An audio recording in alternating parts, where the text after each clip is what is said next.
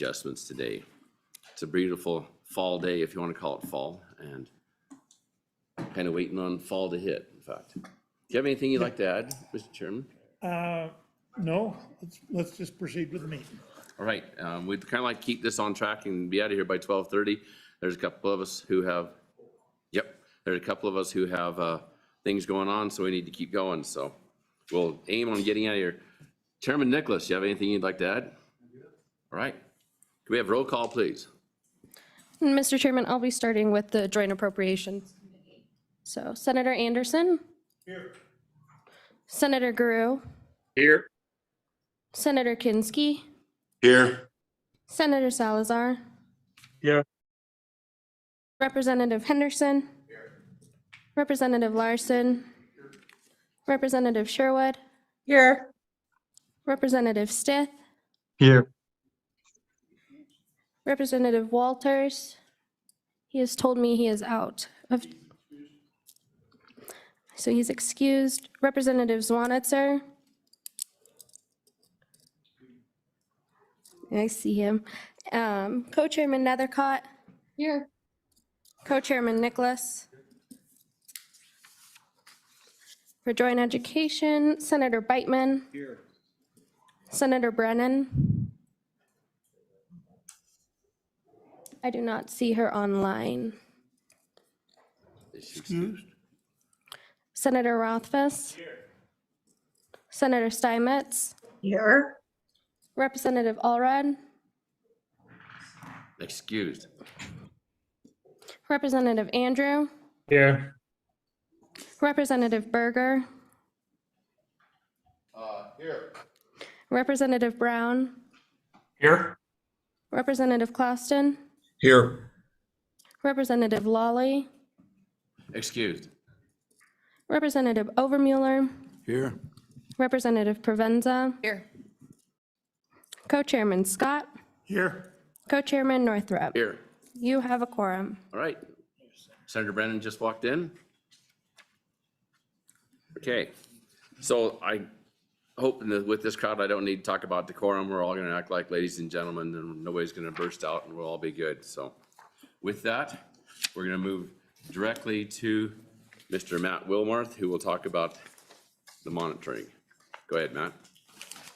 Thank you, Mr. Chairman, and members of both the Joint Appropriations and Joint Education Committees. My name is Matt Wilmarth. I'm an LSO Senior School Finance Analyst. The purpose of this meeting today, as Chairman Northrup indicated, is for the Joint Education Committee to make its recommendation to the Joint Appropriations Committee on an external cost adjustment for next school year to the K-12 Education Resource Block Grant model. We, in the past few years, have had a joint meeting between the two committees so we can have a more efficient dialogue of consultant staff and other state agency and public testimony to hear the same information, same questions. And then at the October 25th and 26th meeting, the Joint Appropriations Committee will make its own independent recommendation to the governor and the legislature on its recommendation and receive the Joint Education Committee's formal recommendation on the external cost adjustment. So really, if you're trying to orient yourself today, what's the purpose of today? It's to hear the information from your staff, consultants, and the Department of Education and public testimony on the necessity of any necessary inflation adjustment to the K-12 funding model. Joint Education Committee's role today would then be to make its own independent recommendation on any inflationary adjustment for next school year, to be school year 24-25 or fiscal year 25, the first year of the next biennium. So with that, Mr. Chairman, I will get started. This first report in your packet is item 2-01. This is LSO's monitoring report. And there are several members that have never gone through this process, so I wanted to provide a little bit of background on where this derived from and why we do this. So back in the 2010 recalibration effort, the legislature, as part of that process, adopted during the 2011 session a monitoring process to better inform policymakers on inflationary pressures on the K-12 finance system. And it consulted its school finance experts on how to best do that. Previously, it really just picked from a series of cost indices on inflation that measured inflation, whether that was the Wyoming Cost of Living Index and several other national indices. And they picked an inflation adjustment and applied that to the K-12 funding model.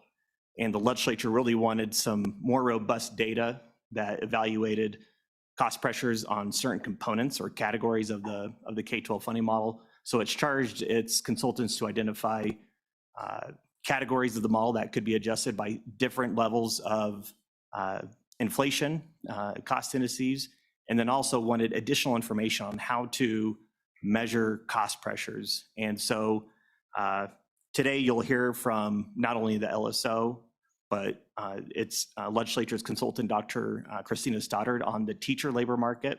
And the legislature in years between recalibration really only focuses on the teacher labor market, not the other non-teacher sector positions. And then the Department of Education has historically put together an analysis of how districts allocate the K-12 funding model resources as compared to how the model allocates it to the districts.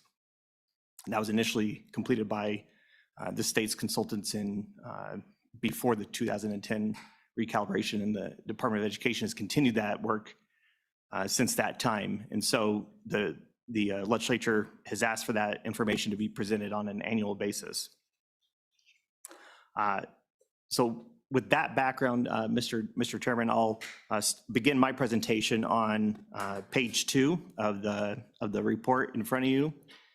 And I'll focus on table 1. And this just is to kind of remind the committees what the legislature did last year in terms of an external cost adjustment and historically has done on external cost adjustments. At the bottom of table 1, you'll see that last session, the legislature adopted an external cost adjustment to the 4 categories that are targeted for professional staff, 4.254% inflation adjustment to the professional staff category, the non-professional staff category, a 5.377% adjustment was provided. For educational materials, a 19.477% external cost adjustment was provided. And then on energy, a 38.996% external cost adjustment was provided.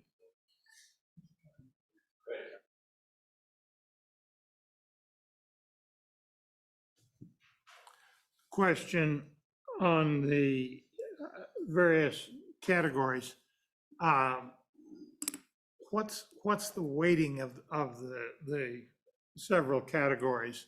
So if say you make the math simple, 1% increase in say non-professional staff, what would that do to the overall percentage that as you summed it all up? Go ahead, Matt. Yeah, Mr. Chairman and Chairman Scott, the professional staff make approximately 2/3 of the K-12 funding model category. Non-professional staff is approximately 13%. And then the remaining energy and supplies materials is 21%.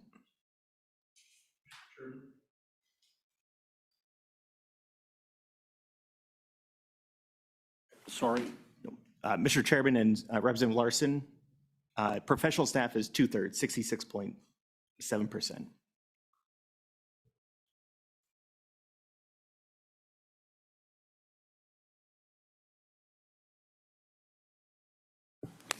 Okay, with that, Mr. Chairman, one important point about the external cost adjustment last year, in the previous, I think, 3 sessions or 3 times that the legislature has provided external cost adjustments, they were not what we call sustained, or they weren't ongoing. And last year's ECA was a sustained, ongoing, cumulative ECA to the K-12 funding model.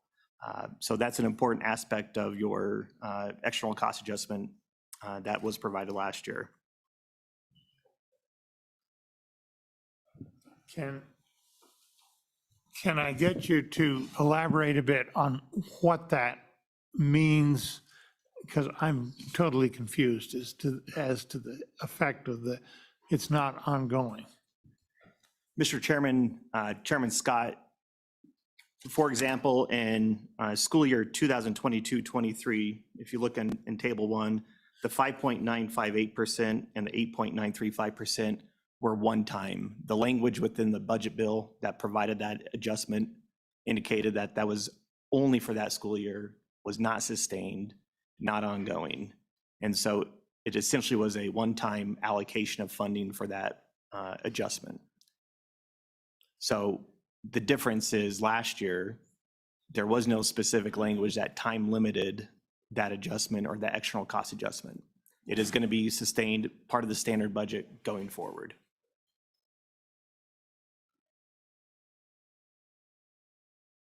We go back to the previous recalibration when it's not carried forward.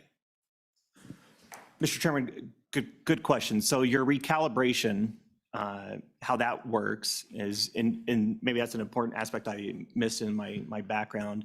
This process only happens in years in between recalibrations. And the purpose of your recalibration is to reprice your funding model. And so in years between your recalibrations, you adjust for inflation, and at your recalibration, you reprice your model, and you don't adjust that for the first year after it's implemented. Last attempt at recalibration was 2020, came to the 2021 session. And we were unable, partly because of disagreements between the House and the Senate, and partly because the feds landed that monstrous stimulus money that nobody understood the implications of, right in the middle of it. I think they did it the day the Senate passed its version of the recalibration bill. What effect does that recalibration then had no effect at all? We went back to the previous one that passed. Go ahead, Matt. Mr. Chairman, the purpose of the recalibrations are to recost and identify the cost of your education system. It is then up to the legislature to either adopt a piece of legislation that reprices everything, modifies the quantities of the number of teachers, central administration staff, prices for materials.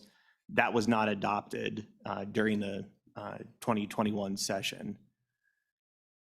In a perfect world, the legislature would recost everything after its recalibration and have a new price and perhaps new sets of quantities of educational goods and services in its model. But essentially what happened is you, after the 2020 recalibration in the 2021 session, just continued with your current law as is. So that recalibration had no effect on the model or the prices. Everything just carried forward. Representative Larson. Thank you, Mr. Chairman. So Matt, recalibration is about every 5 years, or it can go up to 5 years. And you indicate that we do this exercise in between recalibration. Do we do it annually in between recalibration or just once? Yeah, Mr. Chairman and Representative Larson, good question. This is done annually by law. So under Wyoming Statute 2113-309 subsection U, this process is prescribed annually, and the Joint Education Committee has to make its recommendation annually. And then under 2113-309 subsection O, that's the charge to the Joint Appropriations Committee to make its recommendation annually to the governor and the legislature. You're welcome. Senator Stein has a question. Good morning, Mr. Chairman and committee. My question is, we've talked about not binding future legislatures, and I thought that's why we always put that in the budget for a 2-year limitation rather than going through this and making it permanent because we hadn't done recalibration yet. So could you speak to that as to if I'm misunderstood or how that would all work as far as binding future legislatures? Yeah, Mr. Chairman and Senator Steinmetz. So I would look at this like the raises for state employees you adopted last year. Those raises you provided state employees are going to be continued in through their standard budget. And so it's not a discussion point going forward that you look back to your last session's raises and those are back on the table. Those just continue forward as part of the standard budget. And so the ECA you gave to the K-12 school finance system last year was a sustained cumulative ECA, essentially off the table, not to be, it'll be part of the standard budget going forward. So that's kind of how I look at that, that process.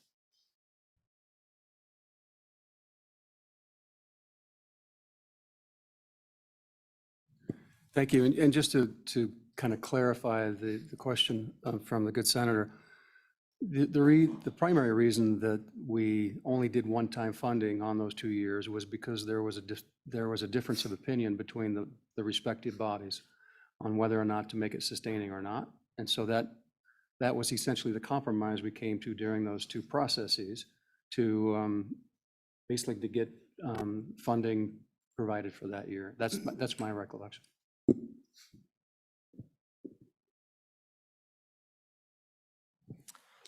Great. Thank you, Mr. Chairman, members of the committees. On page 4 and page 5, this is really the meat of the report.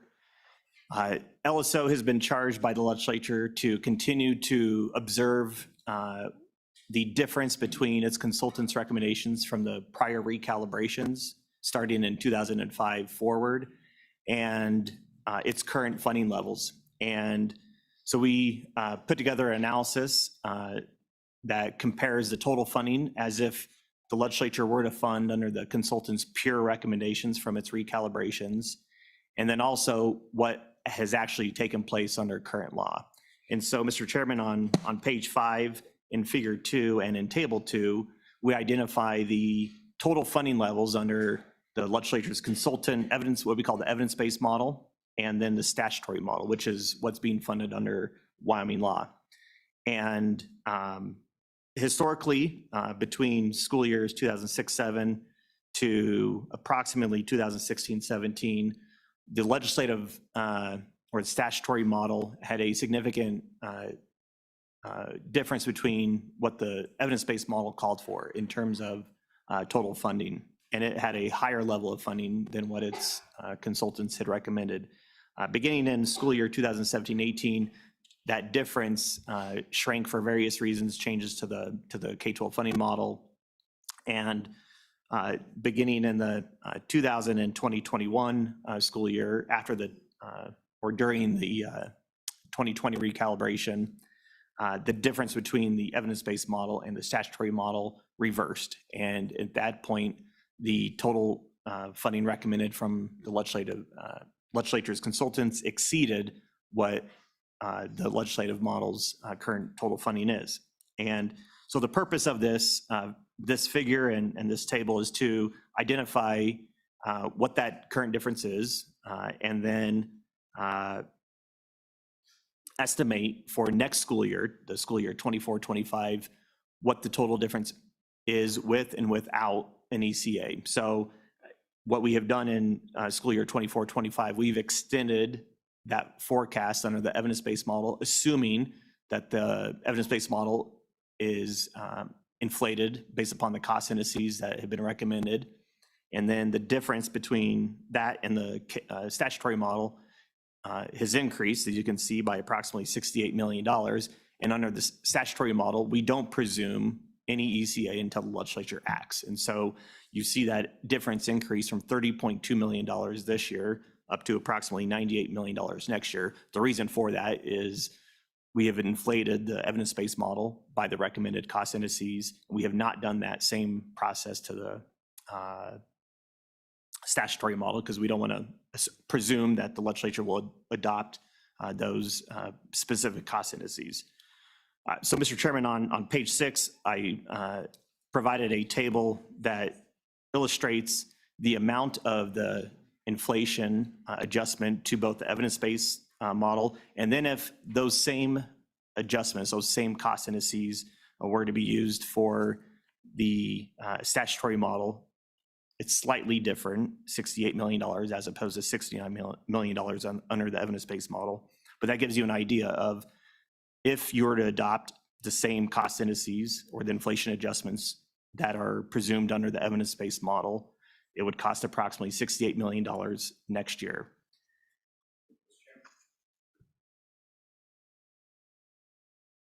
Thank you, Mr. Chairman. But Matt, to be clear, the approach that you used is the same that we supported last year, which is it's based on where we are now, which has a $30 million difference between the statutory and the evidence-based. So you're effectively propagating that $30 million difference with inclusion of the recommended ECAs that are provided by our consultants this year. Is that accurate? Mr. Chairman and Senator Office, that is correct. So if the legislature were to inflate based upon the same cost indices that are being utilized in the evidence-based model, you would be essentially back at status quo where you are today, a $30 million difference.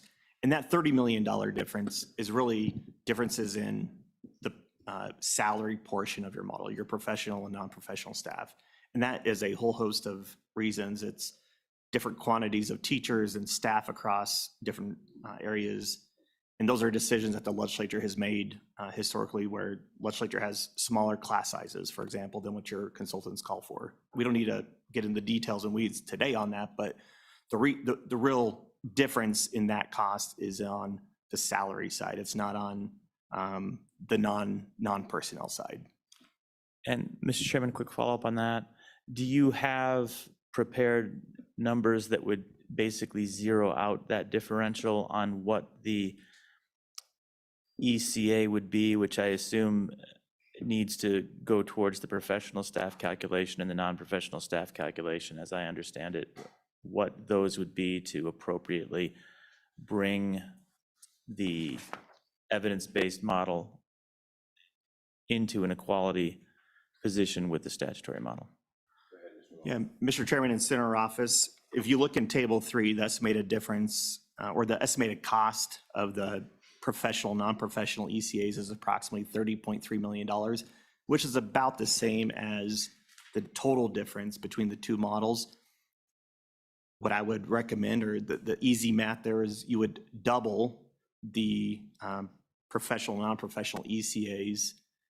So on the bottom of page 4, I identify what those ECA or those cost indices that have been applied. For non-professional staff, it presumes a 4.106% increase.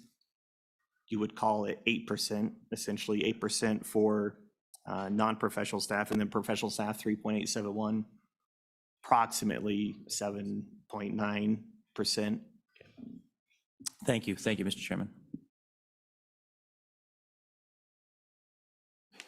On the,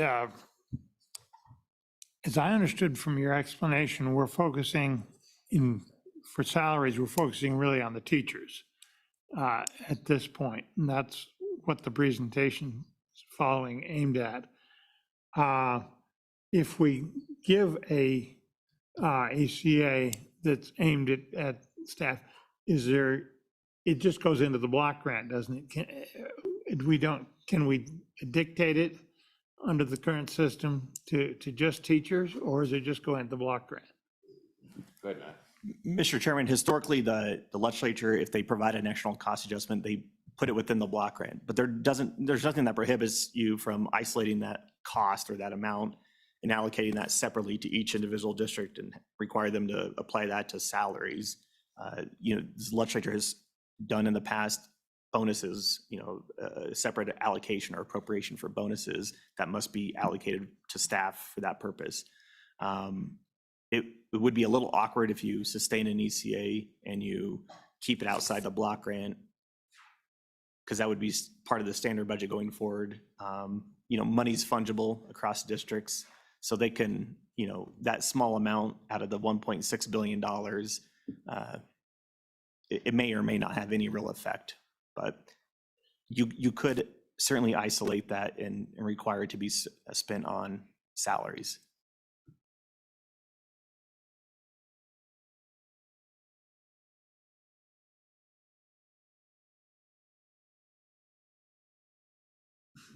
That's an issue we're gonna have to pay attention to.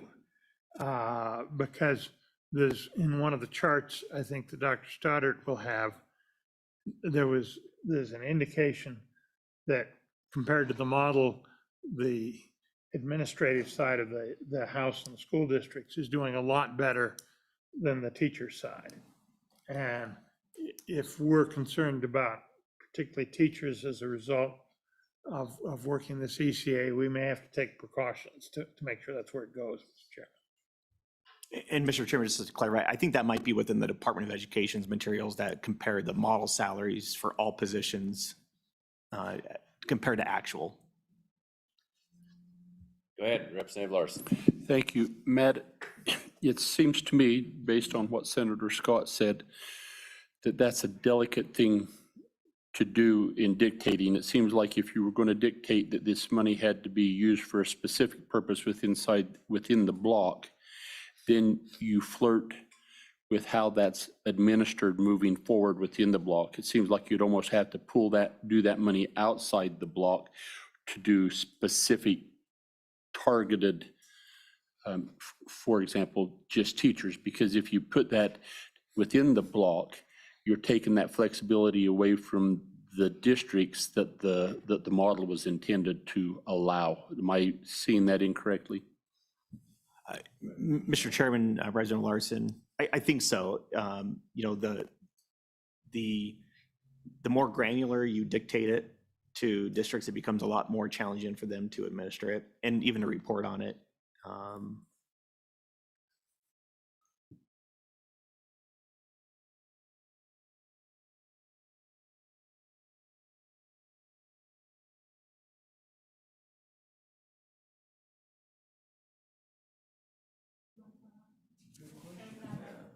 Clark, do you have a question? Mr. Chairman, yes, thank you. Matt, I had a question on page 5 on table 2 for the 2022-23 school year. The statutory model provides $1,505,031,482. It's a really specific number. My question is that the budgeted amount, or is that if I looked at all of the bank deposits that came into every school district from the state and from their local property tax revenues, is that the actual amount of money that the school districts collectively receive for the 22-23 school year? Yeah, Mr. Chairman and Representative Stith, it's the latter. So it's the what we call the foundation program guarantee and the additional off-model funding that they receive. It's a culmination of their state and local revenues capped at what they're guaranteed under the formula. Mr. Chairman, I apologize for not understanding. Are you saying, this is the actual money they received? Mr. Chairman, that's correct. Representative Stith, this is the amount that the total funding that school districts received under state law, made up of both state and local revenues. Thank you.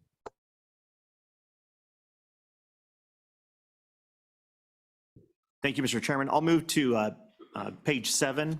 And as I kind of indicated in my earlier comments, that $30.8 million difference for this school year is really isolated in the professional staff and non-professional staff.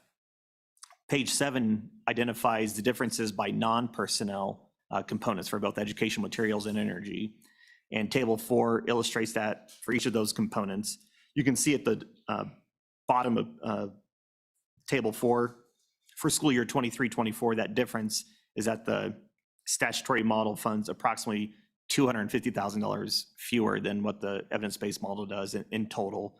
And then when you apply the ECA's evidence-based model for next school year, that increases by approximately $37 million. about $30 million $27 million for educational materials and supplies, and then $8 million for energy. That is a much easier comparison than the other areas for the personnel where there are many other differences. What we do for the personnel comparison, Mr. Chairman, is on page 9 and table 5. We compare the salary levels that are called for under the evidence-based model and the statutory model. And there are various differences on each of those salary categories, and we provide them for all of the components. Today, you'll hear from Dr. Stoddard specifically on the teacher salaries. You can see under the evidence-based model, this school year, it would call for approximately $57,900. Under the statutory model, the teacher salary on average is approximately $55,763. And then it compares the differences with the ECAs applied to the evidence-based model next year and holding your statutory model constant. Finally, Mr. Chairman, the last piece of this report is to talk about the cost indices. Dr. Lori Taylor has advised the legislature on this since 2010. We've included a report, updated report for her, from her this year, and as part of your materials. As I indicated, there's 4 categories that are focused on for the purposes of an external cost adjustment. Again, it's professional labor. That recommendation from Dr. Taylor is the Wyoming Comparable Wage Index that looks at comparable occupations for teachers, not including teachers, and their annual change in their salary levels. The same is done for non-professional labor. These are your custodians, clerical, secretarial staff. Again, it's a Wyoming-specific index that Dr. Lori Taylor has updated this year. Energy, which is primarily made up of utility expenditures. She has recommended a national index on this, weighted using a producer price index for electrical power, natural gas, and light fuel oils. And then the last category is educational materials. Again, a national index on the producer price index for office supplies and accessories. The annual change, and I've kind of said this before, but I'll just reiterate it on table 7 and table 8. The change that has been applied to the evidence-based model and what would be recommended to the statutory model, if it were to be mirrored, would be a 21.852% increase on educational materials, a 14.669% increase on energy. And then on table 8, that's where the professional and non-professional cost indices are. For professional staff, it's a 3.871% increase, and then 4.106% increase. With that, Mr. Chairman, I'm happy to take any further questions from the committees.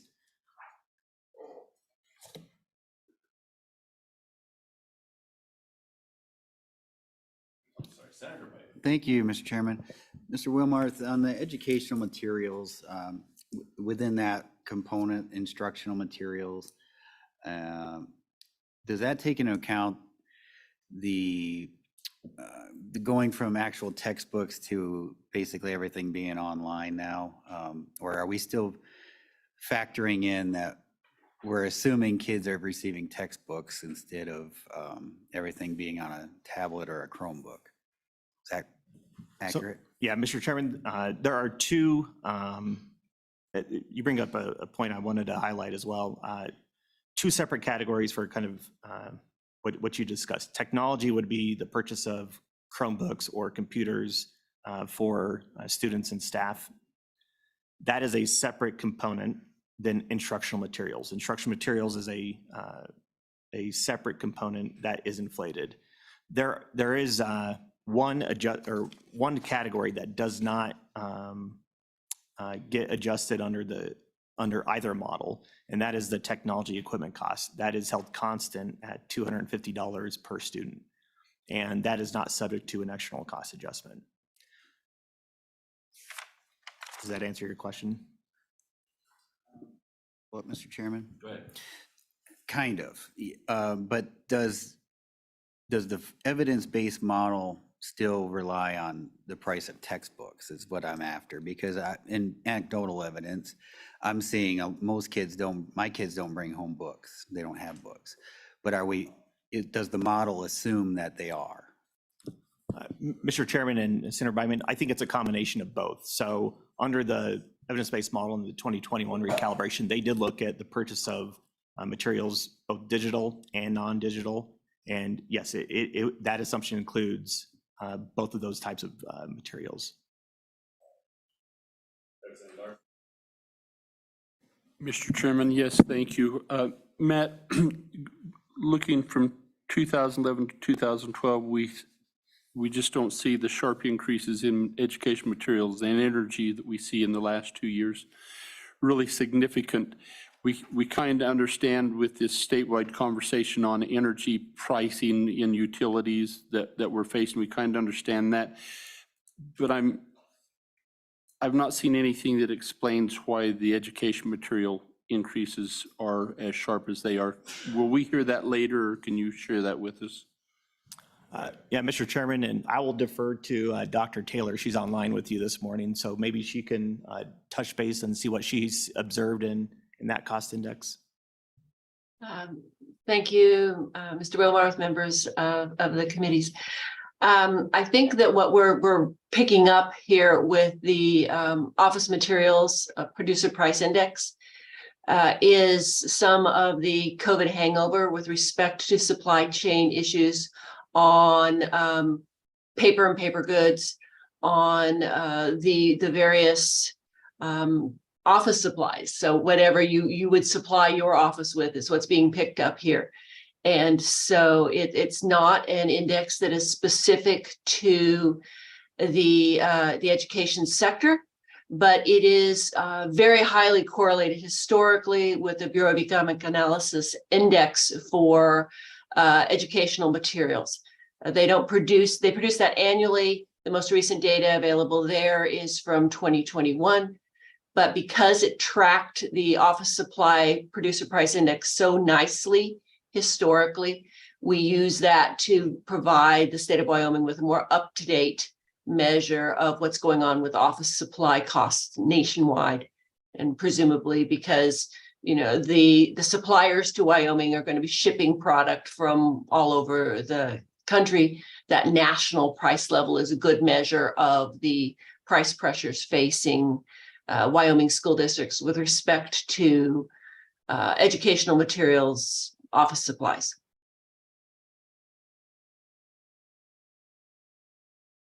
Any questions? Ryan Berger, go ahead. Yeah, thanks, Mr. Chairman. And just to switch gears a little bit here, Matt, my question is, when we talk about professional staff or non-professional staff increases to the model, does that include not only salaries, but benefits as well? Yeah, Mr. Chairman and Reverend Berger, good question. So one piece that does not get inflated through this process is health insurance. Health insurance is tied to the state health insurance plan. So any increases or decreases, slight decreases have occurred in the past, but any change in the state's premium rate is then folded into the state model without any change by the legislature. It looks back to the prior January 1st rates. So for next school year, 24-25, it'll look to the January 1st, 2024 premium rates for state employees. So it is a automatic adjustment through statute that accounts for any changes in the state plan. There's only one school district that participates in that plan, and that is here in Casper, in Natrona County School District number 1. Each district has the opportunity to participate in that, but the remaining 47 districts have chosen to go their own way.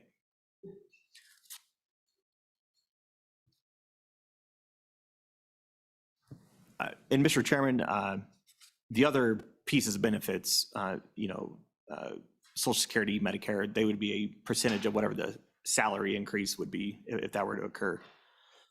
One minor note on the educational materials and energy. These are preliminary numbers, and I think I indicated that in the report. The BLS, the Bureau of Labor Statistics, has preliminary data, and it's subject to change 4 months after publication.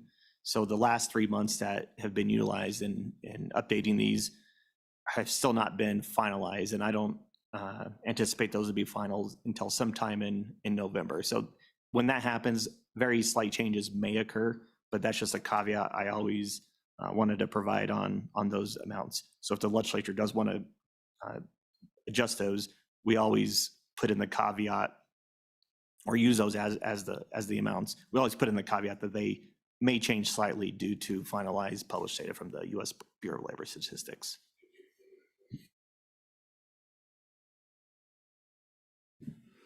Thank you, Mr. Chairman. So earlier, the specter of federal money was introduced into this conversation. Does federal money compete in the same space as we're talking about here? How should we think about federal money in relation to the ECA topic that we have today? Go ahead, Mr. Wilmer. Mr. Chairman, are you talking in terms of the federal money that the school districts receive? Right, I'm just trying to understand. Earlier, there was the idea of federal money coming in as somehow, the COVID money, and how and so we have this extra money and somehow that was introduced as an element of our discussion of ECAs. Is that an element? Is it not an element? What is, help us out? Go ahead, Mr. Wilmer. Yeah, Mr. Chairman, Representative Obermueller, this decision or this discussion point is independent of that analysis. We don't observe any federal dollars in the cost that have been provided in table 2. We don't presume any inflation adjustment that is adopted here would go towards the federal funding. But I do think, Chairman Nicholas and Chairman Scott have indicated, part of the ECA decisions of the recalibration discussion in the 2021 general session relied upon potential increases in federal money from the COVID relief funds. And so I think that did influence some one-time ECAs or no decision on recalibration elements. But that's been a policy decision of the members. Chairman Scott, go ahead. Mr. Chairman, and what I was really referring to there was the uncertainty that came with the federal money as to what their maintenance of effort and maintenance of equity requirements were going to do to our funding, and we just did not understand those at that time. So I'm correct in understanding that this is independent of all federal money, not only that one-time stimulus money, but also the ongoing Title I and that sort of thing? Go ahead, Mr. Wilmer. Yeah, Mr. Chairman and Chairman Scott, you are correct. Further questions for Mr. Wilmarth? All right, we'll go to. Great. Thank you, Mr. Chairman. So the next step here is Dr. Stoddard will join us, and I believe she's on Zoom. And then after her, the Department of Education will be prepared to present their information, and then public testimony. Thank you. Very good, thank you. Dr. Stoddard. Oh, wait, we have a question from Chairman Nicholas. Before we go on, Matt, I think that for appropriations in October, we would like to get some type of information of just a quick synopsis of all of the federal dollars received, when it were received, how much the respective school districts received, and as best we can, where those dollars went and what they were used for, and any remaining dollars or additional dollars they may receive, just so we have all that in front of us. Thank you, Mr. Chairman. Just to clarify, that's just for the COVID relief fund, or you want total like Title I dollars, special education? We may want Title I dollars, particularly if we go into a government shutdown, but I think more the one-time dollars that we'll be interested in. Great. Thank you, Mr. Chairman. Thank you, Mr. Chairman. And Matt, I just want to make sure I'm understanding the process you use as you guys kind of look at this report, and as our consultants look at this. do they take into consideration the impact of the federal dollars in providing education to the students in Wyoming when making this recommendation, or is this separate from that, and we're just saying this is what it would cost for the state to educate the kids without the influence of any federal dollars? Mr. Chairman and Representative Larson, this is separate and independent. They don't observe any of the COVID dollars that may have had influence, or either, the regular federal dollars. They look at that independently. This analysis is to provide information on any pressures that may be exerted on the cost of the Wyoming statutory model. And the data is tied just to that. Follow up, Mr. Chairman. Go ahead, follow up. So with this being an annual recommendation, an annual discussion in between rebasing, would it be a fair argument to think that the federal dollars would have an influence on money available to educate the kids that could perhaps influence how much we need to provide on an annual basis? So if you had one-time dollars that came for like the ESSER 1, ESSER 2, ESSER, whatever those was, one-time dollars that the districts could use for specific purposes, would that not influence that year? And so there perhaps would be a less need for general fund infusion. However, that could be multiplied the following year when those one-time dollars are gone. But am I seeing that wrong? Or Go ahead, Mr. Wilmarth. Yeah, Mr. Chairman and Representative Larson, I don't know how to answer that. I think, the 48 school districts probably allocated those dollars on 48 different tracks, and how they needed to use those dollars to manage learning losses across COVID or other programs that they had those dollars were also restricted on the federal level on what they could be utilized for. If they had any influence, you may observe that in perhaps different programming through the recalibration process. We may be able to, if they implemented a program that they saw success, and they've continued that on through years after those one-time dollars have been expended. Maybe that's something that is yielded through a recalibration process. But all of that money is independent of this decision. Mr. Chairman. Go ahead, Mr. Chairman. Would request if you send that material to the Appropriations Committee, you can include the Education Committee. And we are interested in the ongoing federal expenditures as well, because they do have an effect. Probably much more of an effect than the one-time stimulus did. Thank you. Mr. Stith, or Representative Stith, has his hand up. Mr. Chairman, Matt, as a follow-up to my prior question on table 2 on page 5 for the 2022-23 school year, this is kind of a big picture question, just so I understand how the numbers work. In a given year, if I understand it right, about half the money the schools get comes from the state, and about half is generated from their local property tax mill levy, roughly on average across the state. So we set our state's share in the budget, say in March of 2022, and then after that, local revenues from property taxes and ad valorem taxes, came in probably more than what people expected. And then we have some mineral taxpayers who, because they're paying ad valorem on a monthly basis now, pay an additional 8.5%.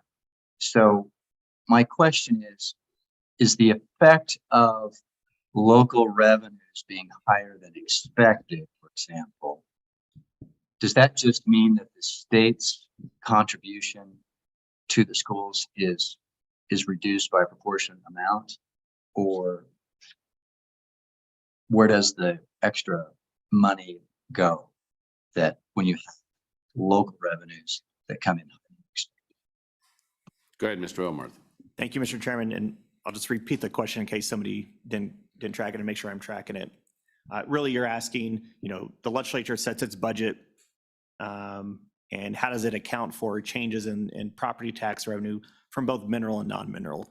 And simply put, the school districts are required to estimate their local revenues from all 43 mills annually as part of their reporting to the Department of Education, and they utilize the most recent certified valuations from the State Board of Equalization. If that is different than what the legislature has utilized in its consensus revenue estimating group forecast, and the revenues in excess of what we forecast, that excess is captured by the state in two ways. The first is in the recapture district stance, where a local school district's foundation program funding is fully paid by its local property taxes or local revenues. The state recaptures that excess difference and is deposited within the school foundation program account. So for example, let's just take Teton County as one example. If the state missed its forecast and the district also missed its forecast on its local revenue, that excess will still be captured by the state and deposited within the school foundation program account. Same thing with the mineral wealthy counties. For example, in Campbell County, if the state's forecast of and the school district's forecast of local revenues exceeded what was budgeted for, that excess will be captured by the state through the recapture process. The same is on an entitlement school district. If the state's and the local revenues forecasted by the school district are greater than the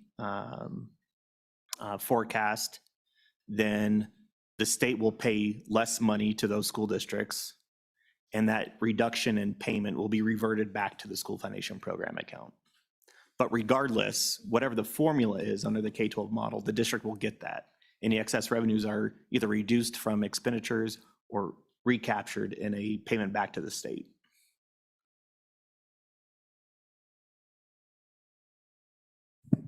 So let's hear from Dr. Stoddard and keep going if we can stay on the schedule. Thank you. Thank you, Mr. Chairman. I'm just going to share my PowerPoint with you all that I believe is in your packet, but that I'll be going through. So good to see you all. I hope you're having as beautiful a fall as we are up here in Montana. Again, as Matt has already mentioned, this portion just focuses annually on looking at what's going on in labor markets for teaching staff to help inform the committees in their decisions about an external cost adjustment for staff. So the first slide here is just providing a little bit of extra context, just to give a sense of throughout this presentation, there are a lot of different salaries to keep track of. So you'll see in the dashed line, these are the model salaries that are by statute. So these model weighted average salaries take into account the experience mix and education mix of teachers and calculate what the average salary would be in each year. And so you can see between the 2021 and 2022 school years, that slight decline in the model weighted average. And so the black solid line is indicating the actual weighted average. So if we look across school districts, what they're actually paying, that's that solid line. I've put in here that increase to the 2023-24 school year. We don't have the data yet for this whole school year in terms of what's actually being paid since the school year isn't finished. So the analysis for this report, stops in the 2022-23 school year. Let's see. Sorry, I'm There we go. So this next slide just shows, summarizes that same information, showing the percentage difference between what districts are actually paying and the model salaries, and shows you that, for, the early part of. Dr. Stoddard, we have a question. Oh. Go ahead, Chairman Nicholas. Sorry, Dr. Stoddard. With regards to could you give us the approximate date when that information will be available in terms of how the school districts implemented the 4% increase into actual salary increases? I just asked because that will be an important question in October and November and February. Yeah, Mr. Chairman, I believe that that there are staffing files. I believe that the Department of Education or Mr. Wilmarth could speak to this, that capture fall data. The files that I'm given, that I'm typically given in August, are the ones that run up through an entire school year. So I'm not actually sure when those 602 files are available each year, but I believe it's sometime in August that they're finalized. I don't know if. Go ahead. Yeah, Mr. Chairman and Chairman Scott or Chairman Nicholas, the school districts report that fall snapshot, I believe, as of October 1st of each school year. It's really not cleaned until probably December, January timeframe. So we probably can have information to you before session, but I'll let the Department of Education speak to how quickly that data can be turned around, if that would be available during their budget discussions. Please continue, Dr. Stoddard. All right, so then this next slide just shows that percentage difference between actual and model salaries. And you can see that in the last several years, there's been an escalation of that difference, that as those model salaries have remained flat, school districts have increased salaries, which means they're drawing from other parts of the block grant in order to be able to fund those salary increases. So just to provide a little bit of context for how this report works. Stoddard, one moment, please. We have a question from Senator Rothfuss. Just referencing back to the earlier discussion about requiring that districts apply the ECA to salaries, you can see from this graph that more than the ECA gets applied to salaries. I think it's important to realize that that data already exists. So that policy consideration that was discussed earlier is obviated by this graph. Good point. Okay, please continue, Dr. Stoddard. But Mr. Chairman, so continuing on, this report is thinking about these questions of what kinds of cost pressures are districts experiencing, which might lead them to be increasing salaries. And the overall context is that those pressures matter in that they affect the quality of teachers. So the way I think about cost pressures as an economist is this sort of supply and demand framework. So cost pressures would be these forces that would require higher salaries in order to maintain the quality of the teaching pool, both in terms of individuals who are deciding to teach, to remain in teaching, or considering teaching as a career, say as college students. So, students are deciding whether or not to become teachers based on, of course, their skills and interests. Maybe there are some people that, always want to be a teacher no matter what, but a number of them are considering their other employment options. And so part of this report is going to look at, what salaries look like for other professions that students may be considering. High teaching salaries presumably can attract individuals that have these better alternative employment options and provide, a larger teaching pool from which districts can choose higher quality teachers. I'd like to point out that there's not a right level of these indicators as we go through. There's not a magic teacher salary number, but more that we're thinking about this process of as salaries are more competitive, that there's a larger pool to choose from, and changes relative to historical patterns are going to signal these cost pressures on districts. So this report is going to combine data from a number of different sources, which means, some of the data will run up through 2022, some of it will be earlier. And I've tried to incorporate additional data this year to signal a little bit more up-to-date information about inflation, since that's in the last couple of years become an increasing issue. So I've divided this into kind of 4 sets of indicators. The first will Dr. look at Stoddard, the, we have a question. Go ahead, yes, Representative Larson. Thank you. Dr. Stoddard, when you get down to that bottom one, recruitment indicators, would you just explain a little bit what you mean by that, please? Go ahead, Dr. Stoddard. you bet. Mr. Chairman, we'll start by looking at kind of the broader labor market. So look at wages both within teaching and outside of teaching to kind of think about that supply of individuals into teaching and whether teachers may be exiting for other kinds of professions. We'll look at demographic indicators that might lead school districts to need to hire more teachers if we have, rising numbers of retirements or rising student enrollment. We'll look at retention indicators, kind of saying, are folks staying in teaching? What's the turnover rate? How does that look in comparison to previous years? Does that indicate that there may be more pressures on district? And the last set of recruitment indicators will look at the training of teachers. So looking at the University of Wyoming's program and what other places that you're pulling teachers from, and what those look like in order to kind of give us some sense of what's happening to the pipeline of new teachers.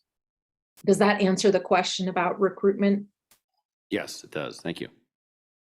Okay, so moving on then, let's dive into these labor market indicators. We're going to look at a couple of different ways of thinking about this. So the first will be to look at how teaching wages compare to the wages of other professionals. So other occupations that a college student might choose, or other occupations that a teacher might choose to leave and pursue a different profession. Then we'll also look at comparison with other locations. So we're thinking about, I am a teacher. Do I teach in Wyoming or do I teach in Montana? And so comparisons between Wyoming salaries and the salaries of other states in the region is also going to influence kind of the teaching pool.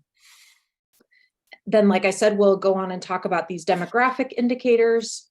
And then the recruitment and retention, looking at new hires, looking at retention rates, and looking at enrollment in teacher training programs. All right, so starting then with what I'm thinking about kind of this supply side, what's happening with the labor market. So the labor market indicators, unfortunately, many of these are going to lag a little bit. So the Bureau of Labor Statistics does quarterly surveys of establishments. So surveys businesses, schools, and gets occupational data. And that's going to allow us to compare teachers to other occupations. And I'm going to go through a couple of different comparisons. I'll talk about that as we go through. Those data from the Bureau of Labor Statistics are the most up-to-date that we have, but they don't tell us, how old was a teacher, what are the hours and weeks of work, benefits. So I'll provide a little information about that as we, once we look at those wages. In recalibration years, we also turn to census data that lags a little bit more, but look a little bit at the age profile, the hours and weeks profile across states and in comparison with other occupations. So there are 2 sets of comparisons that I'm going to look at here, a broad set, these kind of what the Bureau of Labor Statistics terms professional and technical occupations. So teaching is one of these professional and technical occupations. I've just listed out all of the Bureau of Labor Statistics categories here. And then I also, because that's such a broad set of occupations, I also narrow in on a more closely comparable set of occupations. So these are occupations that, other researchers have looked at and have identified as having attributes that are most similar to teachers. So kind of similar education requirements, similar kinds of duties. Obviously, none of these are perfect. And so I've listed those closely comparable occupations. The biggest ones, as we'll see as we go through in Wyoming, are going to be registered nurses and some of these business occupations. So accountants and auditors, human resource, personnel training, those kinds of occupations are going to turn out to be the most dominant ones in Wyoming. So looking at that comparison, then the most recent data that we have from the Bureau of Labor Statistics then is for May of 2022. So lags a little bit. And you can see the actual wages as reported in those statistics in Wyoming, they're in black. So this is the teaching salary. You can see that, in 2006, the early versions of the model when salaries increased quite rapidly and then have remained relatively flat, with some little bits of increases, from kind of 2018 on. And that's in contrast to what's happening in that broad group of professional and technical occupations. So the blue line at the top with the X's shows in Wyoming, how much do other workers in these professional and technical occupations make? And you can see that those track teacher salaries more closely until about 2012 and then diverged. And then the red dotted line shows salaries in comparable occupations. And you can see a quite sharp increase going from 2021 to 2022. And that is largely been driven by really sharp inflation, really sharp wage increases in health and in these business occupations. So both of those professions in Wyoming and really nationally, particularly in the health sector, have seen really sharp wage increases. And so that's related to potential cost pressures for school districts. Dr. Stoddard, we have a question. Go ahead, Chairman Scott. Mr. Chairman, so both of these slides are just Wyoming data, not national data? I'm a little confused on that. Go ahead, Dr. Stoddard. Yeah, Mr. Chairman, that's correct. Both of these are just showing for Wyoming. So here we're thinking about a kid in Wyoming. They want to stay in Wyoming. They want to decide what occupation to have, or a teacher in Wyoming. She's, he or she is trying to decide, do I stay in teaching? Do I pursue another profession? And what we're seeing is that wages in Wyoming for these professional and technical occupations, or for more narrow set of occupations, that they've increased much more rapidly than teacher wages have increased since 2012, and particularly sharp increases in the up through 2022. Mr. Chairman. Another question. Go ahead. Dr. Stoddard, I do have a question, because on page 13, you have 2021, a decline in teacher salaries for the next year between 20 and 22.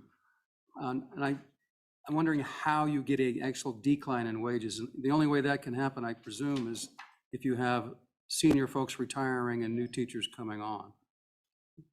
Yeah, Mr. Chairman, that's correct. So as I mentioned before, these data don't let us look at those age adjustments.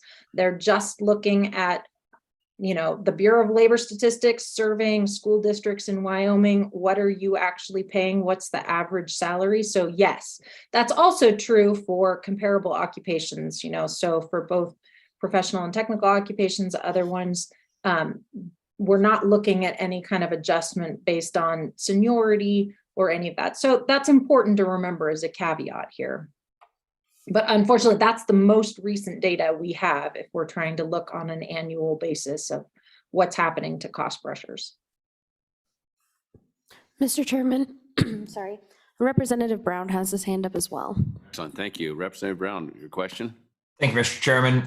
Dr. Stoddard, just out of curiosity, I guess, and I think we get into this a little bit later, so you can touch on this later if you'd like, but you look at strictly Wyoming data here. My curiosity is when you start looking at the contiguous states, and I know you'll go into that, been through this numerous times, but just on a consensus level, what does our contiguous states look like in that same time frame that Representative Nicholas was looking at? Just briefly, and then if you want to touch on this more importantly later on, I would appreciate that. Go ahead, Dr. Stoddard. Yeah, Mr. Chairman, if you don't mind, Representative Brown, I'll touch on that in like 3 slides. So yeah, so let me hold off on that because it's a more complex answer than a one sentence. So continue I guess on. I can say briefly that salaries in Wyoming have remained flatter than they have for teachers than in the contiguous states where they've increased over this period more than in Wyoming. All right. So because that data were up through 2022, obviously you folks are having to make decisions for later than that. I pulled additional data that looks at labor markets as a whole. So this is not based on occupation. So this is just looking at kind of all workers in Wyoming and in other contiguous states, what's happening in the non-teacher labor market up through 2023. So the first column is just showing what happened between March of 2021 and March of 2022. What happened, and as we all, I think, are aware, the labor market in general has experienced, much more rapid wage growth than we had for a number of years prior to that.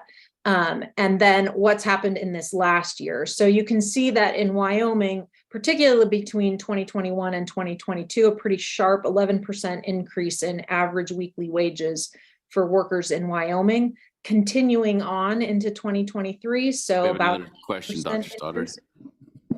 Thank you, Mr. Chairman. Dr. Stoddard, just because of Wyoming's sparse population, how much of that sharp increase in 21, 22 and 22, 23 would be impacted by the wage adjustments we give in state employees? Go ahead, Dr. Stoddard.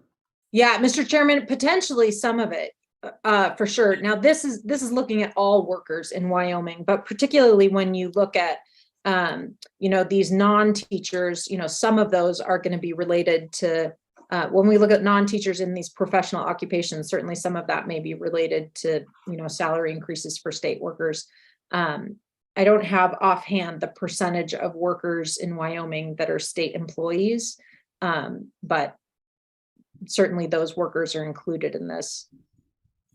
Briefly We on have a that, couple more Mr. questions. Go Chairman, ahead. follow up. just briefly on that point, I wanted to point out, Mr. Chairman, that we gave lower raises than 11.2% and 7.8%. So the raises we gave to state employees would actually reduce those numbers, not increase those numbers, based on the math behind it. Thank you. You have a follow-up? Go ahead. That was the. Mr. Chairman, it would seem to me, and I want to see what Dr. Stoddard thought, that you might well be looking at the health of the mineral industry, particularly with that 11.2%. Those were drilling permits issued during the Trump administration that eventually got implemented, and then that falls off as the more restrictive regime comes in. And those are very high-paid occupations out there. It's not necessarily those occupations got a raise, but there were simply less employed in them. Is that a reasonable analysis, Dr. Stoddard? Well, Mr. Chairman, I think that the nation as a whole has definitely seen, wage increases that have been pretty rapid in the post-COVID period. So lots of places talking about labor shortages. As I mentioned, the sharpest wage increases in the data that I was looking at were really in the health occupations that were hit the hardest, I think, by COVID.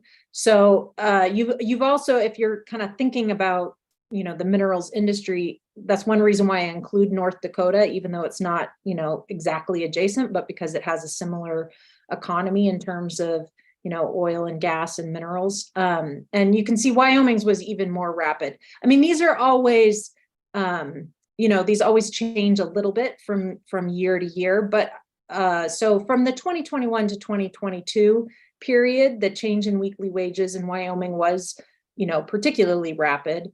If we're looking at 2022 to 2023, it's well in line. And maybe even a little slower than some of these states, maybe because some of those wage increases happened earlier in Wyoming. This one is looking at national data. If you want to, again, if you're thinking about particular industries, if we look at just individuals that have a bachelor's degree or higher, which of course is where teachers would sit. If we look nationally, and again, this education data, this splits it out by education, but we don't have education by state if we're looking up through 2023. So you can see that for bachelor's degree or higher, pretty rapid increase going up through 2022, a more moderating increase in this last year, so up through 2023. But we're seeing, again, kind of across the board, increases in, sorry, I just realized there's a row at the bottom of the table, which I think should be the average. I apologize there. I'm not sure why this says BA or higher twice. So, but at any rate, we've had these increases in wages in general nationally. It's been quite rapid for less educated workers. So as we've seen, like in the service industry, you know, really rapid wage increases going up through 2022. Some of that is starting to modulate, like I said, in this last year for which we have data. Representative Larson, you have a follow-up on your original question? Okay, thank you. Go ahead, Dr. Stoddard.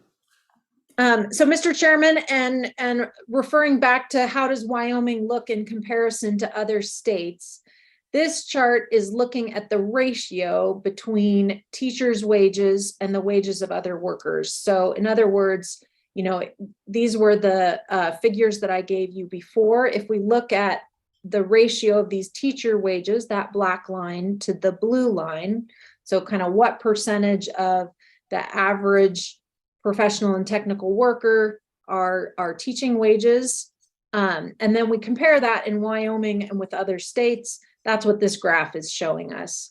So you can see in Wyoming, in terms of actual salaries, starting back in 2006, they were close to about 95%.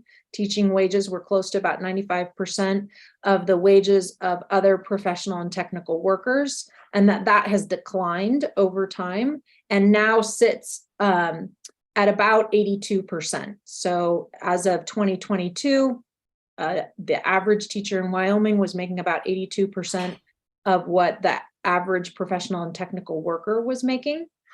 The dotted line takes the model salary, so not what districts are actually paying, but what the legislative model stipulates, and takes that same ratio. So model salaries in relation to the salaries of other professional and technical workers. The blue line shows where adjacent states sit. And so you can see that over this period, in surrounding states, as well as in the United States as a whole, teacher wages were closer to about 77% of what the average worker who had a professional or technical occupation made. You can see that model salaries initially had a much higher ratio. So the model was stipulating, you know, higher wages relative to what a professional and technical worker made, but that's converged. So since 2018, that sits well in line with adjacent states and the US as a whole. So this kind of competitive advantage in Wyoming for the model salaries has been erased. And you can also see that as salaries in other professional and technical occupations have increased rapidly in the last couple of years, that teaching wages have not kept pace in many other states as well. And so that's the explanation for that kind of decrease in other states, just like we see in Wyoming. Go ahead, Representative Larson. Dr. Stoddard, you know, kind of going back to Representative Brown's question, I think being more specific, we was really interested in seeing purely the comparison between teacher salaries in Wyoming versus teacher salaries in other states, not the combination of professional and technical, which would be all inclusive. Do you have that information? Go ahead. Yes, Mr. Chairman. Yep, that's coming next. So this is, again, this is kind of saying how competitive is the teaching occupation compared to other occupations? Are your college students going to be attracted into teaching based on salaries or not? How does that look in Wyoming in comparison to other states? But doesn't tell you yet about specific salaries, but that's coming. This next graph is showing you the breakout for adjacent states. So here's that ratio again of actual salaries in comparison to salaries of other professional and technical workers. The dotted line again is your model salary ratio. And then each of these shows the ratio in other states. And so you can see that while the ratio in Wyoming, in the first part of this period was much higher than in adjacent states, other states are starting to catch up, and that the model ratio is kind of in the middle. So that ratio is lower than it is in Idaho, in Montana, and in Utah. But above that ratio in South Dakota and in Colorado. Chairman Scott has a question. Mr. Chairman, question is, we've got the actual and the model salaries for Wyoming. Actual is what our school districts have really done. Do the model salaries really have any significant meaning in any of these calculations? So, Mr. Chairman, so one point is to note that other states don't have model salaries. So some of them have like a minimum salary, but the funding structure is different. So that's the reason why we just have the model salaries for Wyoming as compared to, having model salaries in other states. To your other question, part of the reason that I put the model salaries in here is that obviously the ECA, any ECA that would be applied to the model salaries. So it seemed like it would be relevant to give you both what districts are actually doing and what your model stipulates. I have one more question. Go ahead. Representative Obermiller. Thank you, Mr. Chairman. I need to be taught something about the Wyoming model. Is that based on an estimate of actual number of teachers, or is that based on the modeling number of teachers? Mr. Chairman, this is based on the model salary. So the fact that districts are paying higher salaries than the model salaries in part is related to them spending less than the model stipulates on other things. So one example, which I believe Mr. Wilmarth alluded to already, was that many districts hire fewer teachers than the model stipulates, but pay them higher salaries. I think why that's happening, certainly districts could be informative about that. One potential reason might be if districts feel like there are cost pressures, they're unable to hire enough teachers or hire high quality enough teachers based on the model salaries, that they feel the need to increase salaries above that. But there may be other reasons for why they're hiring fewer teachers but paying higher salaries. Let's have Mr. Wilmarth discuss the model real briefly. Yeah, Mr. Chairman, just to add on to Dr. Stoddard's comments, the model salary that you see here accounts for the quantity or the number of positions allocated through the model. And it also accounts for each district's characteristics on experience, education, and regional cost adjustment. So it's a combination of all that together that produces that model weighted average salary. Go ahead, follow up. Yeah, thank you, Mr. Chairman. So Matt, my question, I guess, just kind of summarizes on those two lines, the solid line and the dotted line, those aren't necessarily the same number of teachers that are in those calculations. Mr. Chairman, that's correct. And I think Dr. Stoddard mentioned it, and you'll see it in the Department of Education materials. And it's been a historic practice. Districts hire far fewer teachers than what the model allocates, and they pay them more. Okay. Go ahead, Dr. Stoddard.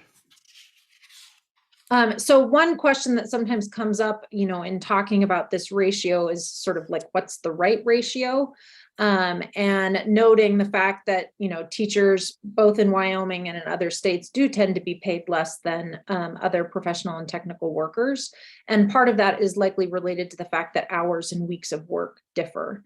So looking at census data, when teachers report how many hours they work, non-teachers report how many hours they work per week in a usual week.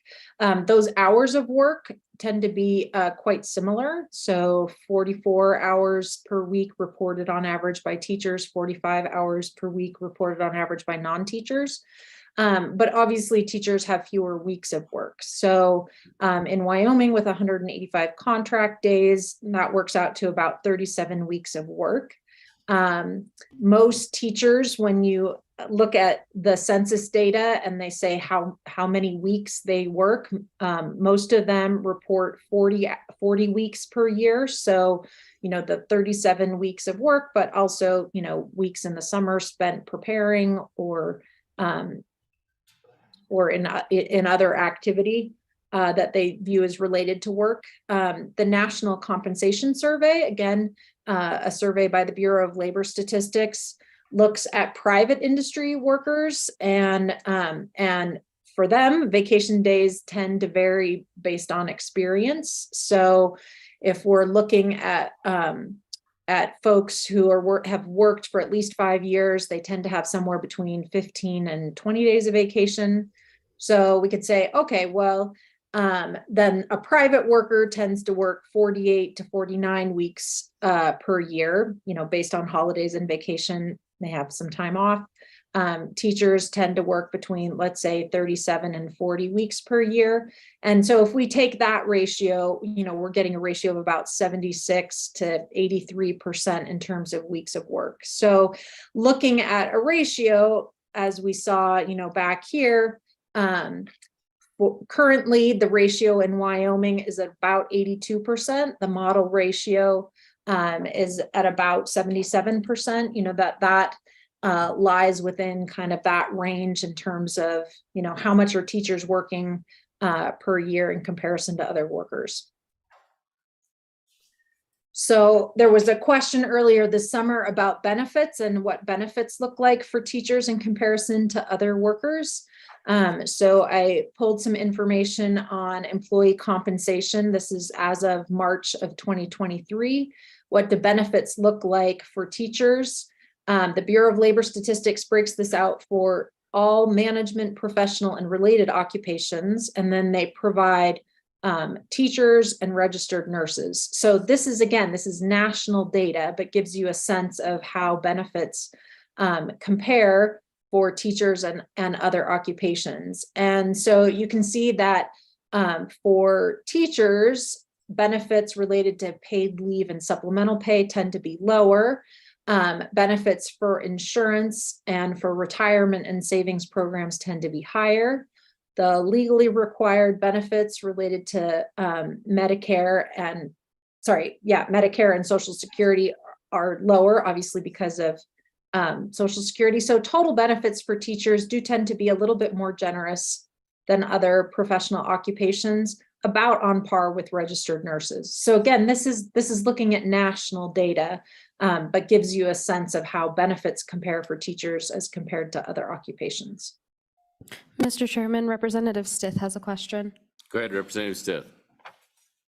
Mr. Chairman, Dr. Stoddard, so just so I understand here, the total benefits, it says $23.27. Is that per hour, per day, per? Yeah, I apologize, Mr. Chairman, Representative. Yes, that's per hour. Thank you.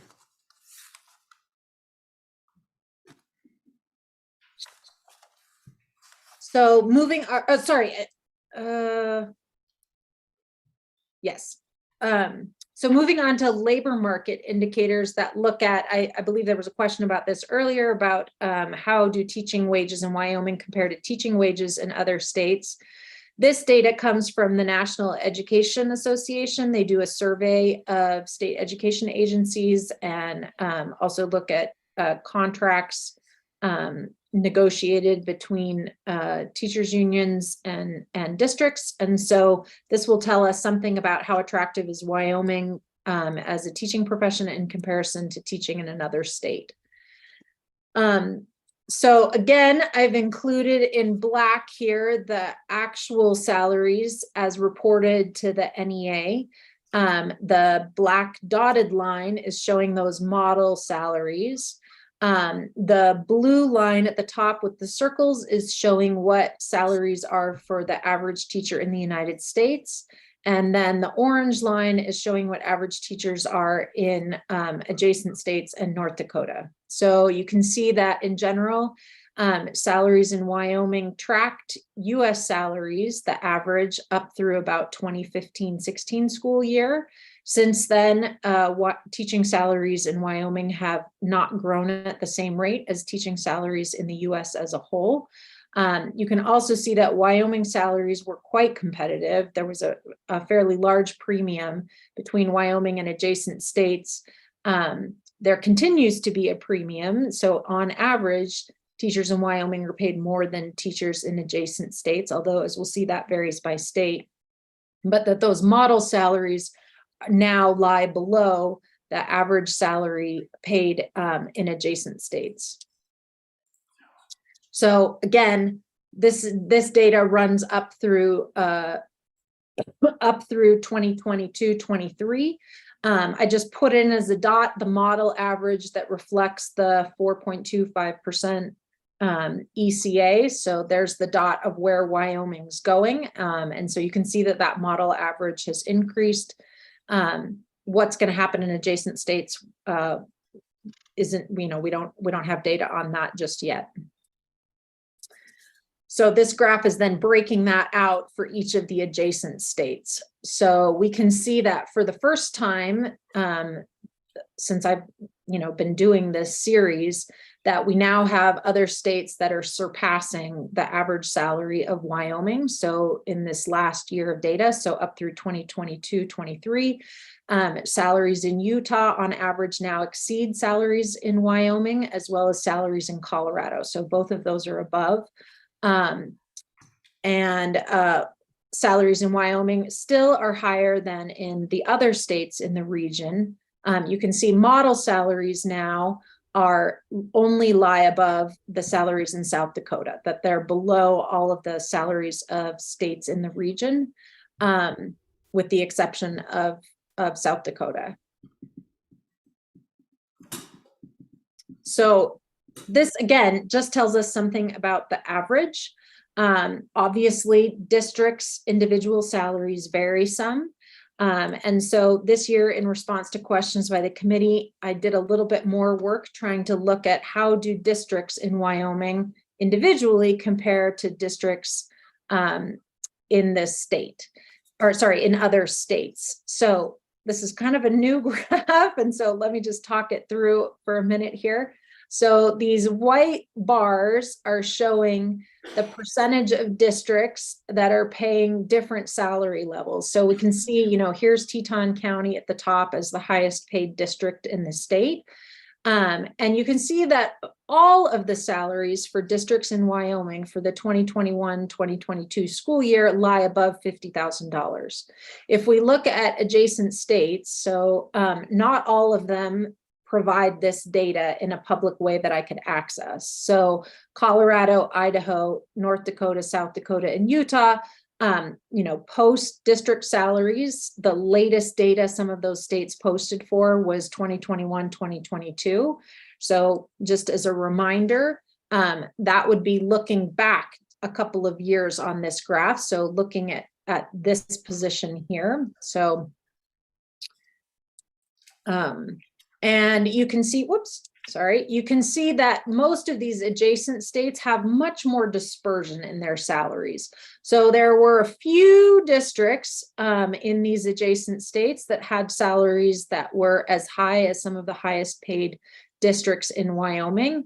There were quite a few districts that had salaries below where Wyoming was paid. So much more dispersion.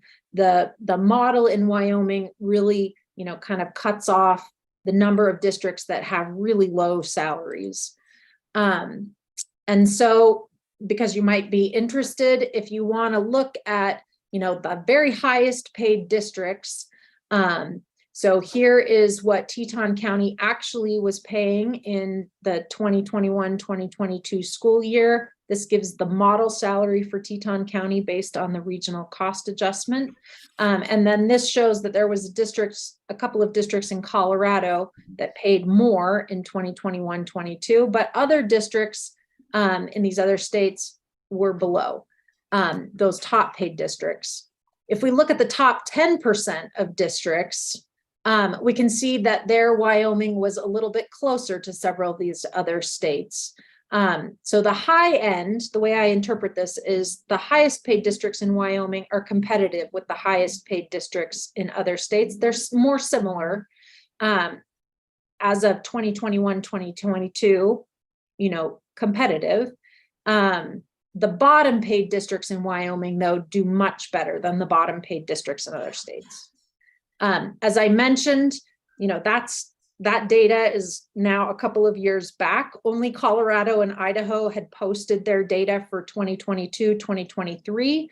And you can see pretty rapid increases for both Colorado and Idaho in that year. And so now Colorado has a significant premium if we're looking at their highest paid district. You can also see that Idaho really moved up in comparison to where they were in the previous year. So they're looking much more competitive in terms of their top paid districts and their top 10% of districts looking much more competitive. And particularly that's true if we compare the model salaries with what these other states are paying. Go ahead. We have a couple of questions. Let's see. Let's start with Senator Beitman. Thank you, Mr. Chairman. Thank you, Dr. Stoddard. With regards to Colorado and Idaho, is that in large part due to their massive population growth in the last 10 years? Dr. Stoddard?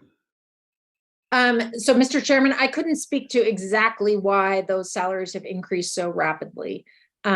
So certainly Idaho and Colorado have both, like Idaho in particular has made some real efforts to increase teacher salaries. They used to be a much lower paid state and have really put more resources into increasing teacher salaries. Obviously both of those states are states that, have experienced, rising property prices. I expect that that's going to relate to appraised values and how much they're able to raise in tax revenue. But, I didn't dig into each of these states and exactly what's going on. Chairman Scott, you have a question? Yes, Mr. Chairman, as I look at the slide on the district salary comparisons, 2021 to 2022, it seems to me that and the graphic chart show is that Wyoming has achieved a lot greater equality in terms of teacher salaries. And if that relates to performance, then we're should be achieving more equality and performance.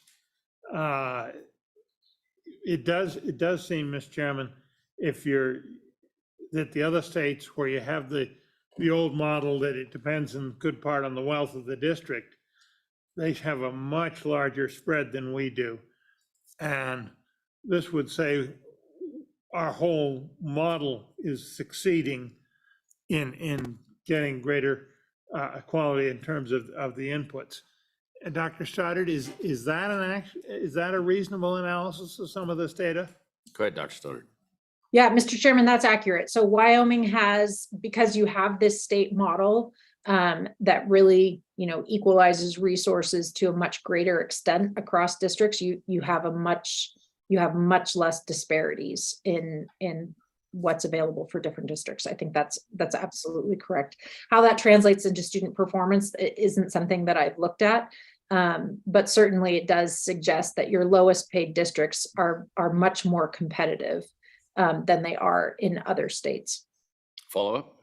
Mr. Chairman, we have looked at that as starting to in terms of performance in the primary grades, and there is tremendous inequality among the various districts in both reading and math. So we're trying to figure that out at this point. And we'd be happy to furnish you with some of that data if you want it. Yeah, Mr. Chairman, I that doesn't surprise me that there's a lot of disparity. Certainly a lot of student performance, relates to a lot of factors that are beyond the control of schools. Whether that disparity is less in Wyoming than in other states, I don't know that. But I'd certainly be happy to look at that data if that was of interest to the committee. All right, please continue on. All right, Mr. Chairman. So this next section is going to be much less interesting. So again, we're thinking about these kind of factors that influence cost pressure. So one of the factors influencing cost pressure is pressure from other occupations, wage growth in other occupations, or wage growth in other states. A second source might be changes in demographics. If there were changes in student enrollment or in teacher retirement, that might lead districts to need to increase salaries more. But it turns out there's very little pressure that's coming from demographics. So student enrollment has been relatively flat, is predicted to decline. So that suggests that there's not going to be a big need to, recruit a whole lot of teachers for increasing student populations. Of course, those predictions are always, subject to change. And then in terms of teacher retirement, again, we're not seeing big changes in, large fractions of teachers retiring or changes in that. So a declining number of teachers who are 60 and older, and so we're not anticipating, needing to replace many more teachers in the future than we've had to in the past. Chairman Scott, you have a question? Yeah. Mr. Chairman, as I talk to teachers, and this is anecdotally, I'm hearing a lot of, we want to get out of the profession because of frustrations in not being able to get professional satisfaction. The system just isn't working, kind of thing. Is there any way to tease that out in the data, or is that just anecdotal observation? So, Mr. Chairman, yes, so I planted that question there to segue into the next part. So the next part I'm going to look at, well, this is saying, are there a lot of older teachers who are going to retire just because they've reached the end of their career? This next section where we're thinking about what other kinds of pressures are on districts would be if there are a lot of teachers who leave. So what have we seen that way? How many teachers are leaving, and how many of them appear to be leaving early on in their career? How many of them are leaving who are, closer to retirement, and how many are leaving that are kind of in the middle of their tenure? So this graph is showing the percentage of new hires. So in 2022, we had the highest, although just by a little bit, highest percentage of new hires. So indicating more turnover or more hiring for other reasons than in previous years. You can see that turnover rates were, about 10%. There was kind of a dip in 2017, but kind of remained at about 10% and have increased, in this last year. So I'm going to look at that in particular, focusing on new teachers. So teachers with 0 to 3 years experience. And the reason for that is, first, there's a lot of training costs and recruitment costs for a district if they have a lot of high turnover of these young teachers.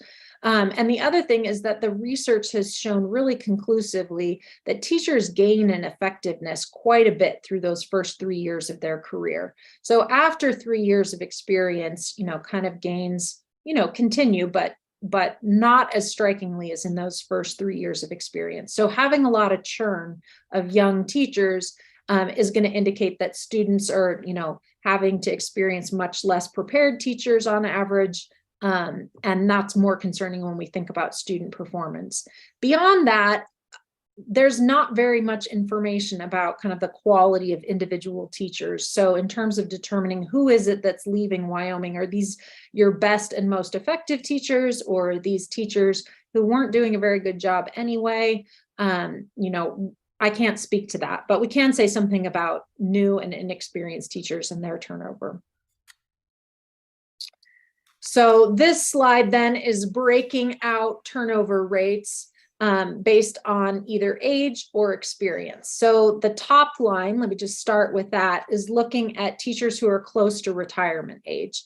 And so definitely teachers who had been working in 2020, many of them who were close to retirement age retired in 2021.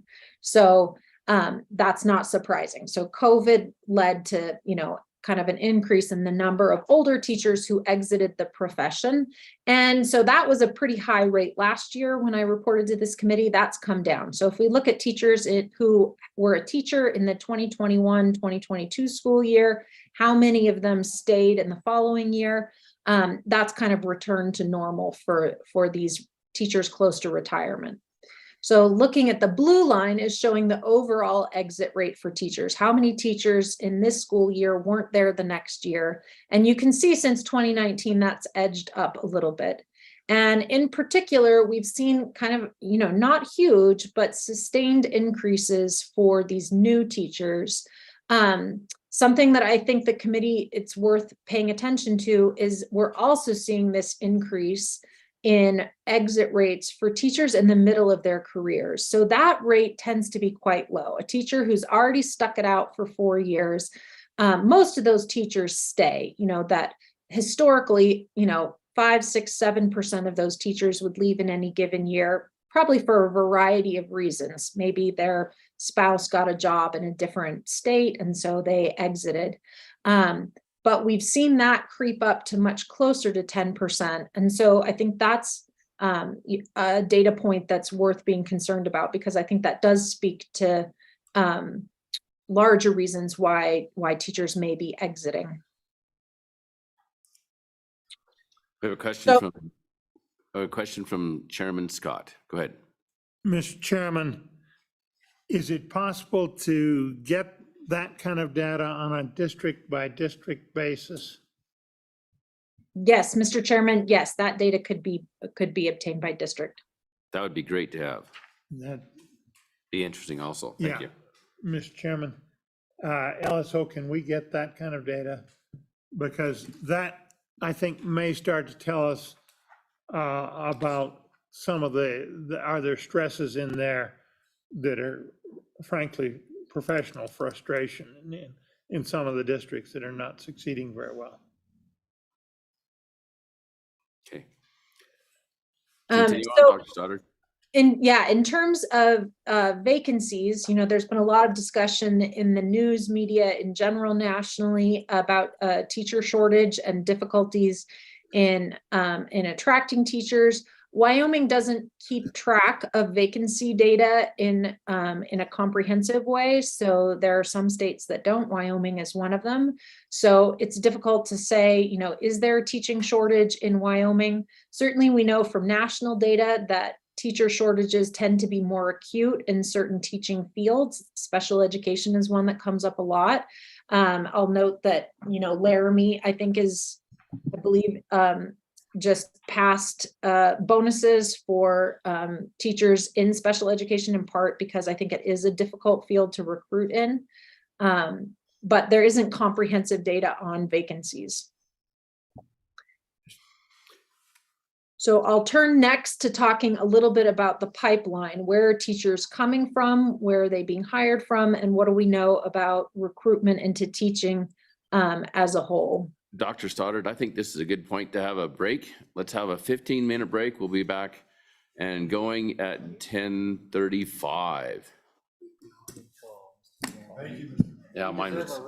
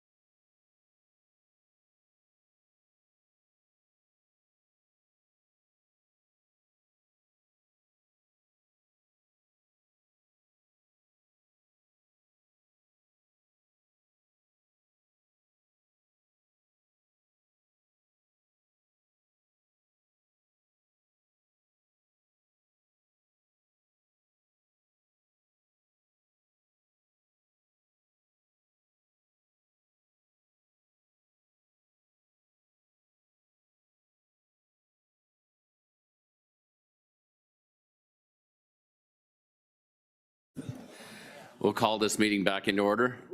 Give everybody a few minutes to get situated again. 30 seconds, that's what I heard.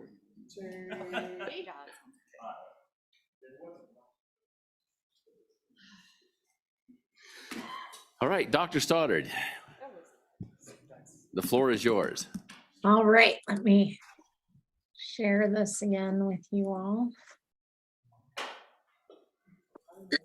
All right, so the last section of this report just briefly looks at the preparation and training pipeline for teachers. So what programs are hires coming from, and what can we say about the pipeline for future teachers? So this is looking at newly minted BAs, basically. So teachers who earned their bachelor's degree in the last 5 years were hired somewhere between 2018 and 2022.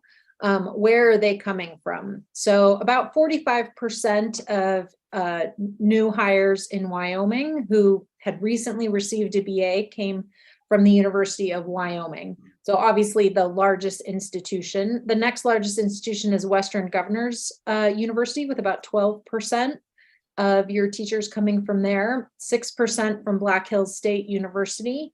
The other kind of big contributors are Valley City State, Chadron State, and Grand Canyon University. So you can see that very few of your teachers are coming from kind of state institutions in other states, although you have about 1 to 2% coming from Brigham Young University, Idaho, University of Northern Colorado, and Utah State University. So those are the main places where teachers are coming from in Wyoming. This shows you then the number of people that are being trained at the University of Wyoming. So how many of them are earning bachelor's degrees? Like many other states, Wyoming has seen a decline somewhat in the percentage of students who are majoring in education. So if we look at graduates with some kind of a degree in education, back in 2015, it was about 10%. That's fallen somewhat over this period to be currently the 2023 graduates, about 8.6%. So, about 20 fewer students on average in each year that are graduating in education than, about 10 years ago. Dr. Stoddard, we have a question. Go ahead, Chairman Scott. Mr. Chairman,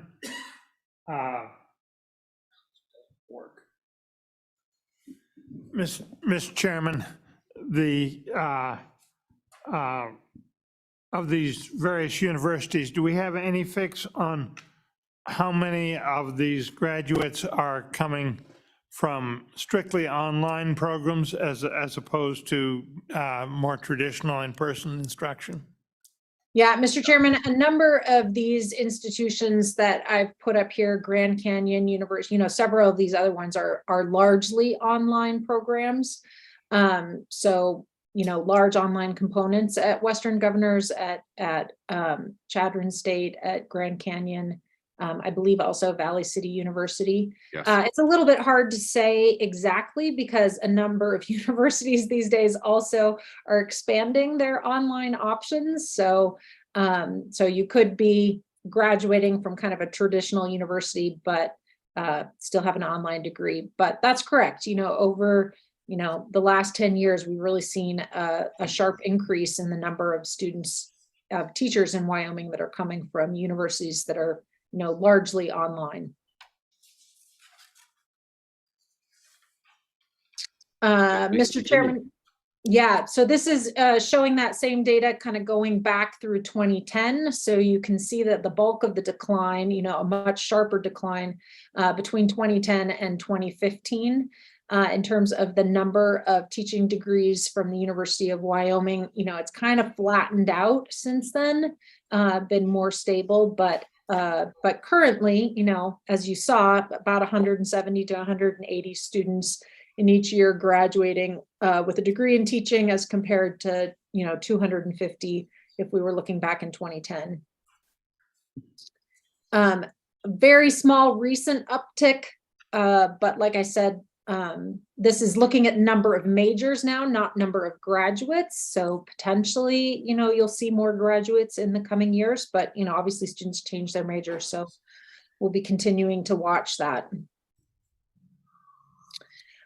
In terms of other ways teachers are prepared, so this is now looking at, what does that pipeline look like in Wyoming as compared to other states? So many other states have some other alternative way other than kind of a traditional teacher preparation program like the University of Wyoming, where teachers can get certified to teach.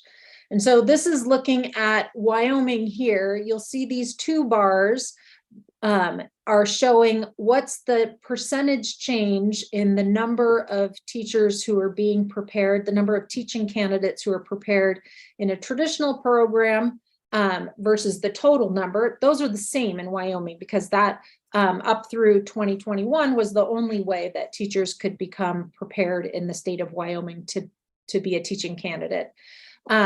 And like many other states, with the exception of North Dakota, you can see that there were declines in these sort of traditional preparation programs, both in the United States and in other states. What makes Wyoming a little bit different relative to other states in the region, though, not all of them, but most of them, is that up until very recently, you didn't have any alternative way for teachers to become certified. And so you can see that in other states, even though, for example, Utah had a larger decline in the number of, or in the percentage of, a larger percentage decline in the number of teaching candidates in traditional programs, that was a little bit offset by the fact that there were these kind of alternative ways to be certified. And you can see that that's especially true in a state like Nebraska, which has really expanded the other kinds of ways that a teacher can be prepared. Many of these are kind of grow your own programs that allow options for, say, paraprofessionals to become certified or alternative ways of becoming certified other than attending a traditional teacher preparation program. You can also see that Idaho is another state that's done a lot of work in that area. So several different ways a teacher can be prepared. One is to, attend the University of Wyoming. And in most states, then teachers take a praxis exam or similar kinds of teacher certification exams. So we can look at, okay, here are all the kids that attended university, graduated, went to take that exam and passed. And you can see that pass rates on the praxis exam in many of the adjacent states are pretty high. So of the teacher candidates who are sitting for the teaching exam, most of them passing. Wyoming, that pass rate is much lower. And not not being an expert in this particular area, I can't exactly explain why it is that pass rates in Wyoming are so low. One thing I will note is that Wyoming and Colorado are two states where you don't have to take the praxis exam for all of the different teaching positions. So in Wyoming, the teachers have to sit for the praxis exam for elementary education, and I believe it's social studies. So perhaps there are candidates sitting for that exam that don't really need it and aren't studying as much. I'm not sure why it is that the number of individuals that are taking that exam in Wyoming, the number that are passing as a percentage is so low, but that potentially could be something that influences, influences your pipeline of teachers. So in conclusion, I'll just sum up kind of give you the bullet points. What have we learned from all of this? So to summarize all the labor market indicators as I see it, Wyoming teacher salaries, both model and actual salaries, but model salaries in particular have shown very little growth since 2012, 2013. Actual salaries have grown, but not at the same rate as in other states. So consequently, teacher salaries have fallen relative to salaries in other comparable occupations in Wyoming. So the high was a ratio of 96%. the rate in 2021 was 87%. That's fallen down to a ratio of 83% in 2022. So a significant decrease in the ratio of teaching wages relative to the wages of other occupations. The 2021 to 2022 decline, that declined from 87 to 83%, that was pretty sharp. And that was largely due to really rapid wage increases in health and in business.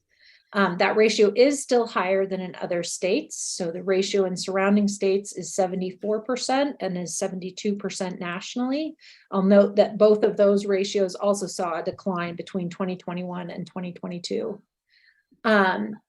In terms of how Wyoming salaries compare to teaching salaries in other states, the actual average teaching salary in Wyoming in the 2022-2023 school year was about 7% above the average in neighboring states in North Dakota. Those actual salaries have grown quite slowly, so grew at less than 1% per year over the last 5 years, where average salaries in other states have been increasing 1 to 2% per year. So consequently, that premium, how much more are Wyoming teachers paid compared to other states? They were paid about 26% more in the 2010-11 school year. It was about 10% more in 2021-22. And as I said, that's fallen to 6.6% in the last year for which we have data. So for the first time since I've been doing this report, and I've been doing it for a lot of years now, for the first time, other states in the region now have average wages that lie above Wyoming. And that's true for Utah and Nebraska, and other states in the region are still lower, but as I mentioned, their salaries have tended to increase more rapidly. So salaries in the model, if we look at the model salaries, those salaries now lie about 5% below the actual average salary in surrounding states. We also saw that all Wyoming districts are paying above $50,000 as of 2021-2022. There are very few low paid districts in Wyoming, where if we look at the comparison states for which we have data, half of those districts in those other states had salaries that lied below. If we're looking at the highest paid districts, at this point, the highest paid districts in Wyoming have salaries that are much more similar to the highly paid districts in Colorado, Idaho, Utah, and North Dakota. We have a question from Representative Larson. Go ahead. Thank you, Mr. Chairman. Dr. Stoddard, help me understand in a little more detail what that means when you say all districts paid above 50,000. Is that they had a wage that was 50,000, or that was starting wage, or that was average wage? What does that mean? Go ahead, Dr. Stoddard. Yeah, Mr. Chairman, that was the average wage. So the average wage in Wyoming districts, in all Wyoming districts in 2021, 2022 was above 50,000. I believe the lowest paid district was right about 50,000. Where if we look at these comparison states, there are a number where their average salary in the district was below that. And that was that figure that had the green bars and the, kind of hollow white bars that showed that. So Wyoming has a much more compressed, much more equality across districts in terms of teacher salaries than other states.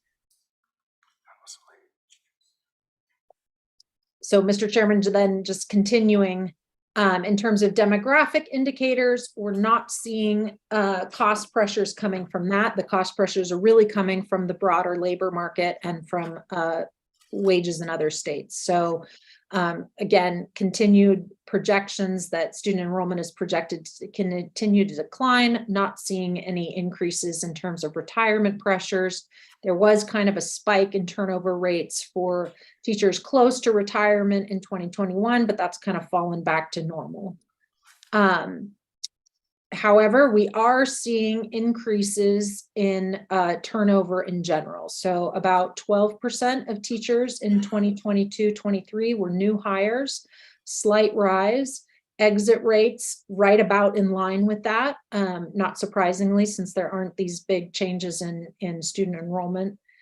So exit rates were about 12%. So again, a slight rise. We are seeing exit rates for new teachers that are upticking to closer to 16%. And mid-career teachers, again, exit rates upticking to about 9%. Again, those are the highest exit rates that I've seen in the years that I've been doing this, not dramatically higher, but definitely the highest rate up till now. Question, go ahead, Chairman Scott. Mr. Chairman, on that, highest in Wyoming or highest in all The the highest in Wyoming. Yeah. Yeah, Mr. Chairman, I can't speak to what exit rates look like in other states because I don't have their staffing data.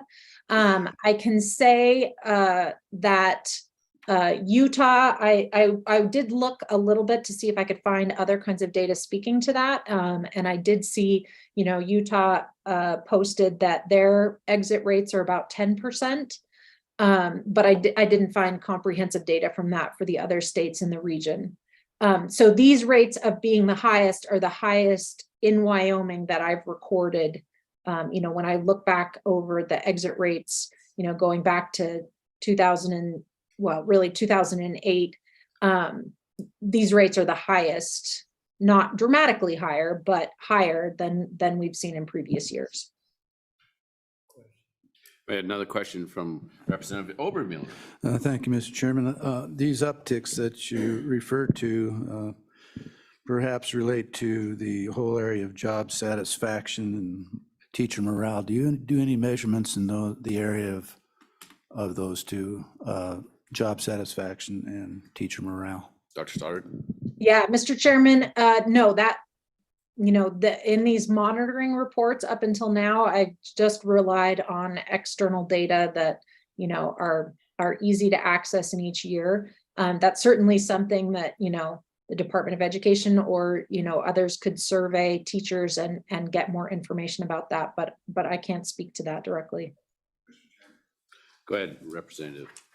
Thanks, Mr. Chairman. And Representative, the Department of Ed had those surveys this year, and they went over early in one of our first meetings that data, and there's quite a few people that took those surveys. Firstly, the Department of Ed, I believe Mrs. Maloney could offer us that information again, right? You just send that back out again, Ms. Maloney, that'd be great. To the Joint Education and Joint Appropriations. And then, Mr. Chairman, just concluding what we just heard, which is that the number and fraction of bachelor's degrees in education at the University of Wyoming has been trending downward, has remained relatively stable in the last 5 years, perhaps a slight increase in the number of majors. And again, noting that two potential recruitment challenges in terms of building up a more robust pipeline of teachers in Wyoming has been the lack of alternative pathways into teaching and potentially a concern about the low pass rate on the certification exam. So that concludes my presentation. If there are other questions from the committee, I'd be happy to take those. Go ahead, Representative Provenza. Thank you, Mr. Chairman. And I think particularly with recruitment indicators, is there any information in your data that would tell us how housing pressures influence teachers and graduates that would be coming into teaching? I know I've heard from multiple districts in the state that they are trying to find creative ways to figure out housing for teachers because there just simply isn't any. So I'm curious if there's anything that you have from your data that would indicate this in other states. Is this a Western problem or a Wyoming problem? Any light you can shed on that would be helpful. Thank you. Certainly. So that's not data that I have collected. I will say that, yes, that's definitely a problem that a number of Western states are talking about. I know in Montana, that's also increasingly becoming an issue as housing prices have escalated really rapidly. I don't know of any comprehensive state programs that address that. I believe right now in Wyoming, your best way to address it at the moment has been through the regional cost adjustment. And I think Dr. Taylor can speak to that more comprehensively. But I don't know of any kind of state programs, although as you mentioned, certainly districts are kind of thinking about that and how to handle it. Go ahead, Representative Berger. Thanks, Mr. Chairman. And do you have any information on as far as what districts and even across the country and individual districts here in Wyoming, how much they're spending, how much of their total budgets that they're spending towards teachers and, all staff and salaries and benefits? What are those numbers like, or percentages? And how does that compare maybe to oil field? Is pretty much everybody about, what are we spending, like 82 to 86% of your total budgets? 81%? Mr. Chairman, I think Mr. Wilmarth could provide you that information. I believe, Matt, you gave a number about how much staff and salaries are as a percentage of the total. Go ahead, Matt. Yeah, Mr. Chairman and Representative Berger, we can certainly pull that for each school district. They report salaries and benefits and their expenditures to the Department of Education annually. And we can compare that to what the block grant allocates. I'm sure they're very similar. And you're right, it's in the 80-ish%. Go ahead. Do we have a number how that number compares to maybe other departments in our state or other or the private industry? Do we have, is there information on that? Matt, do you know if there's such a comparator? Mr. Chairman, Representative Berger, I don't know. And, you'd have to look at budgets and you would have to exclude capital outlay, purchases for, equipment or construction costs. We would not include that in our analysis, but we would have to do some research to see how other states report that or other industries report that. We can certainly look into it, but I think personnel are your highest costs, obviously, in most budgets. Anybody else have questions for Dr. Stoddard? Mr. Chairman, Representative Closton has his hand raised. Representative Closton, please go ahead. Thank you, Mr. Chairman, and thank you, Dr. Stoddard. This was great information. I still do have a question. You did show the benefits of teachers nationally compared to other professions, especially nurses, but not specifically to Wyoming and our neighboring states, which you do talk about throughout most of the rest of the presentation. So, I'm looking at North Dakota has the rule of 90 for retirement, and their teachers contribute 11.75% of their salary. Wyoming 7% and rule of 85.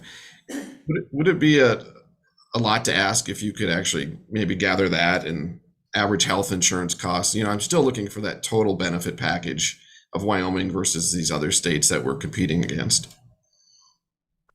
Yeah, Mr. Chairman, I could certainly look into that information a little bit more. What I have seen so far, and again, it's been isolated states rather than kind of a comprehensive picture. Wyoming didn't look dramatically different, but I'd be happy to provide you the data points that I have. Like I said, different states report this differently and have different measures. So, but I could certainly collect, a set of information about that. Thank you. Dr. Stoddard, could you send that to Joint Education and Joint Appropriations, please?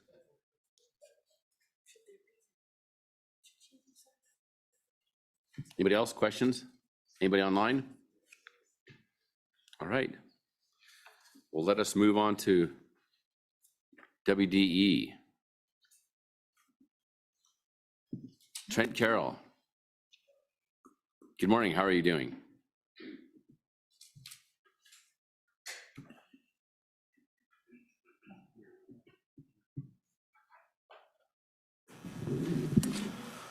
All right, good morning, Mr. Chairman, members of the committees. I'm Trent Carroll.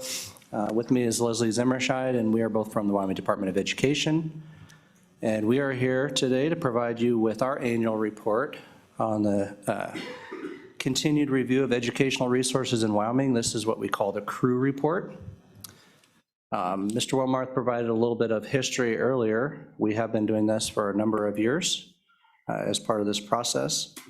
Most of the data in our report today is for the prior school year, but I did want to mention that we have historical data going all the way back to school year 2005, 2006, available on our website for these same figures that Leslie will present in a minute through the link that's provided in your packet. I would also mention that we are currently in the process of upgrading our online reporting system.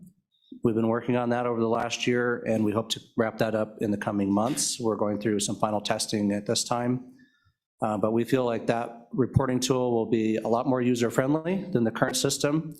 I clicked on our link a little bit earlier this morning, and it took several minutes just for the homepage to load. So we know that that is a little bit of a challenge, and we are working diligently to improve that. So unless there are any questions for me, I will turn it over to Leslie, and she will walk us through our 5-page report.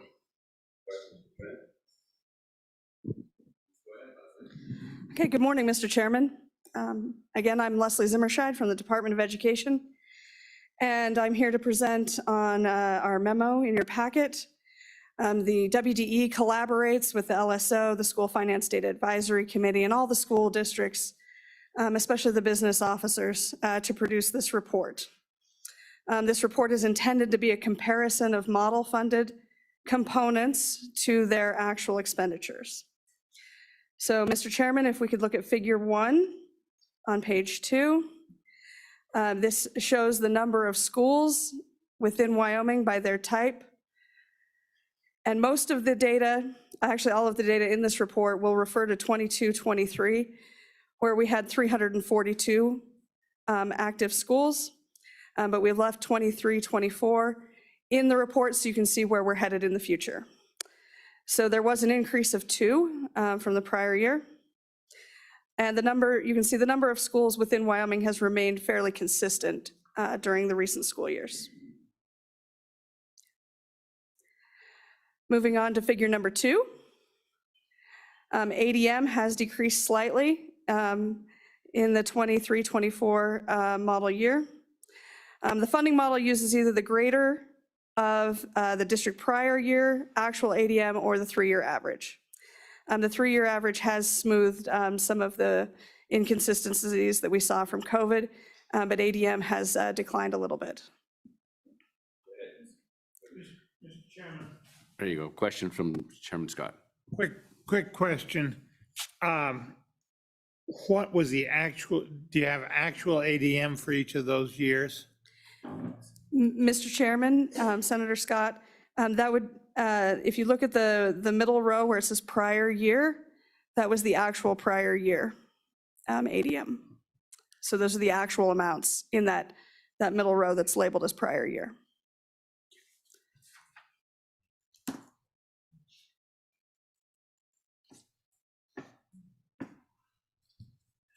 Please go on. Moving on to figure number 3 on the 3rd page.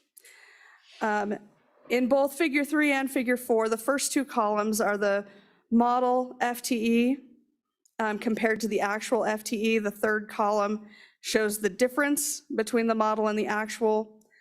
The 4 columns to the right of that are the model average salary and the average actual salary, the salary difference in dollars and then the difference in percent.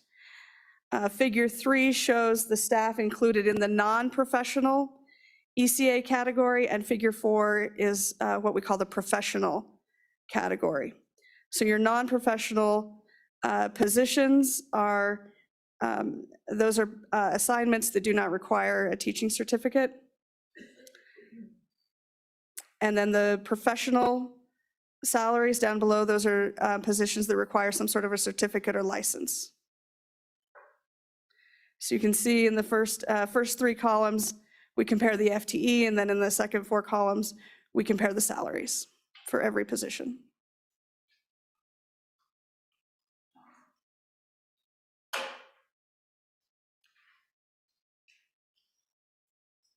As you know, the model uses the ADM to generate the number of FTEs, and then the FTEs are multiplied by each staffing category's average compensation amount to come up with the average salary.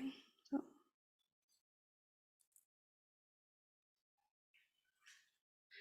Okay, moving on. Figure 5 on the next page. Oh,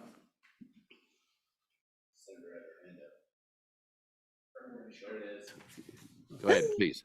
Thank you, Mr. Chairman. I'm just looking at figure 3 under operations and maintenance, and I'm wondering if there's any insight into the FTE difference. It seems kind of striking to me in terms of, you know, what we're paying our operations and maintenance folks to take care of these spaces for us. And so, yeah, any insight onto why that difference seems so dramatic and compared to some of these other positions? Thank you. Thank you, or Senator Sherwood. Please go ahead. Mr. Chairman and Senator, you may want to ask school district business managers, but we do notice a lot of operations and maintenance tasks being contracted out to local businesses as opposed to being hired as FTE by the school district.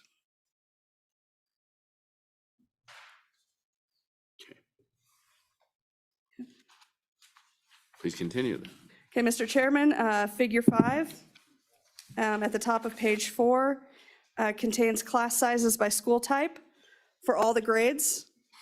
There was a bit of a fluctuation in the 2021 school year because of enrollment and staffing changes due to COVID, but it appears that they have since returned to pre-pandemic levels.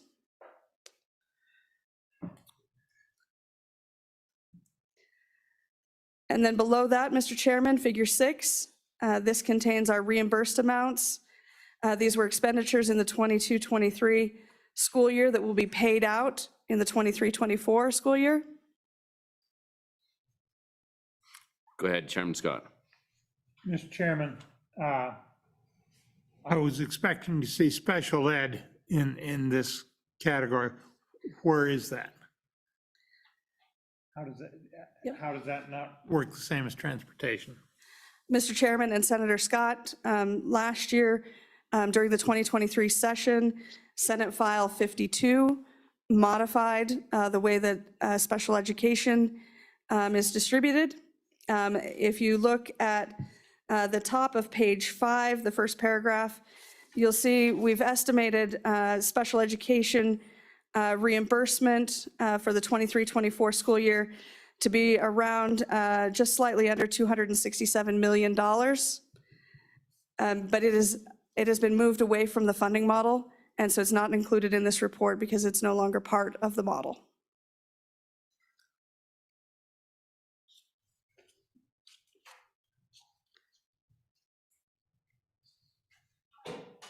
Mr. Chairman. Go ahead, Chairman Scott. Mr. Chairman, so the special ed, it's still on a reimbursement basis, is it not? It's just not, we're just not counting for it in the model. Mr. Chairman, that is correct. Thank you.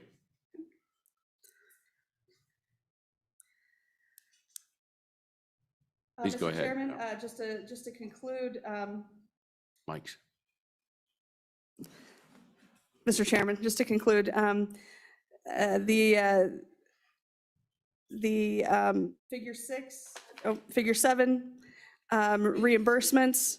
I just want to point out in the operations and maintenance, staffing is included in there with the supplies. All of the other categories are non-staffing, but in figure 7, we include staffing in with the supplies, and that is because of the tendency to outsource operations and maintenance duties.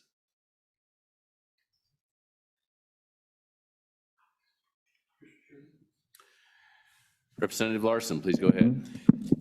Thank you. So this brings a question that I've wondered is, as you look at the actual funding model for teachers versus the statutory model and that difference, do you have a feel of which expenditure category they sacrifice funding in order to better to do the actual funding of teachers? There's got to be a give and take there someplace. Do you track that at all? Go ahead, Leslie. Mr. Chairman and Representative, I think that's a question better for school districts, business managers and superintendents. So your answer would be no, you don't track it? But we do not track that, Okay. Mr. Chairman. Go ahead. Senator Rothfuss. Thank you, Mr. Chairman. To the representative's question, though, if you look at the data that's provided in Figure 4, where you're looking at the number of model FTE teachers, for example, versus the actual FTEs, and then you look at the model weighted average salary and the average regular salary, if you just multiply those numbers, you get basically the same number. So it's pretty much teacher number versus teacher salary is a pretty close to even trade-off. It's not perfect.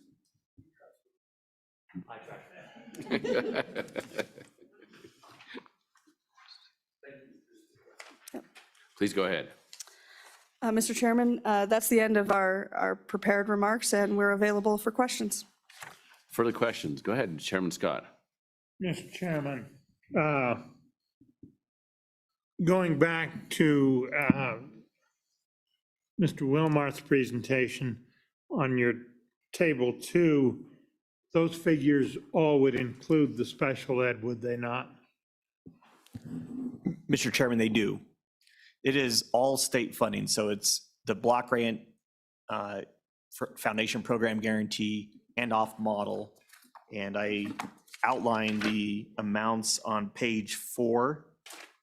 The second paragraph says the statutory model funding levels under the current law include the foundation program guarantee plus appropriations outside the model, special education.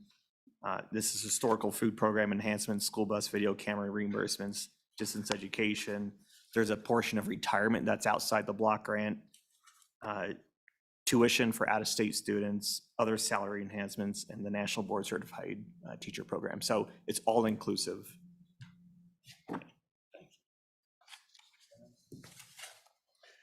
Senator Beitman, please go ahead. Thank you, Mr. Chairman.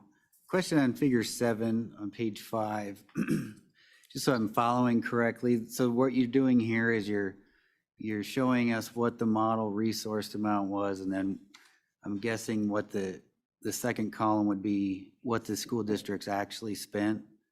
So if I'm following, so with regard to professional development, there's a major difference. The model resource 12 million, they paid 6 million. And then obviously there's a bump out in student activities, which is 135% more. So that just kind of shows where the money is actually being spent when we dole out the block grant. They're putting more emphasis in student activities versus professional development. Am I reading that correctly? Mr. Chairman and Senator, you are reading the table correctly.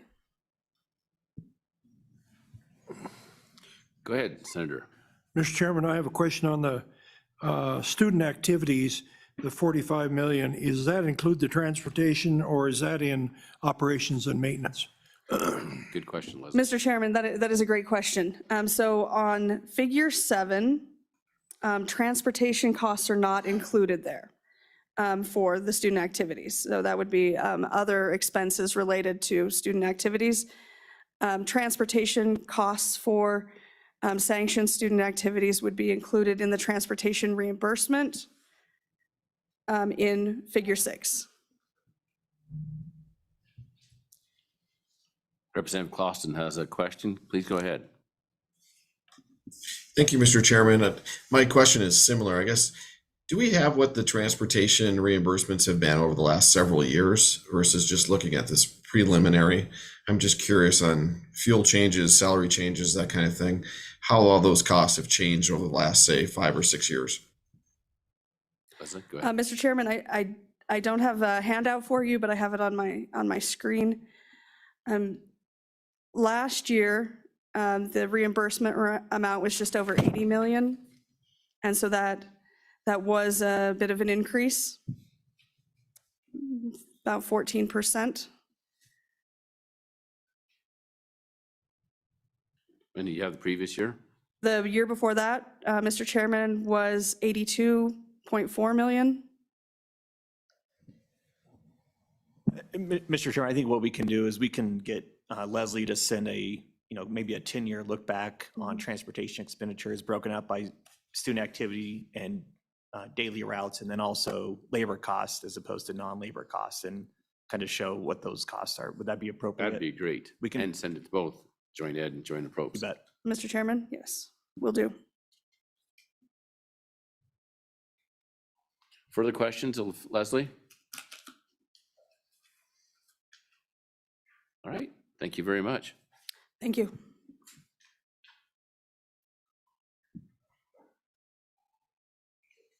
All right, so now we are at the point of public comment, unless you guys have further questions. Does the committee have general questions before we get there? All right, we're gonna open it up to public comment. Please try not to repeat yourselves. It's 11:18 and we've got some time, so. Oh, you want to look at Lori Taylor's? Probably ought to, Well, Mr. Chairman, no. Dr. Taylor was on earlier with us. Her report was just supplemental for this year. It's duplicative of the testimony I've already provided. It just supplements and provides further background on how the cost indices were arrived at, why the recommendations are why they are. So she was already provided testimony on those questions. Okay. All right, so we truly are at public comment. Who's first?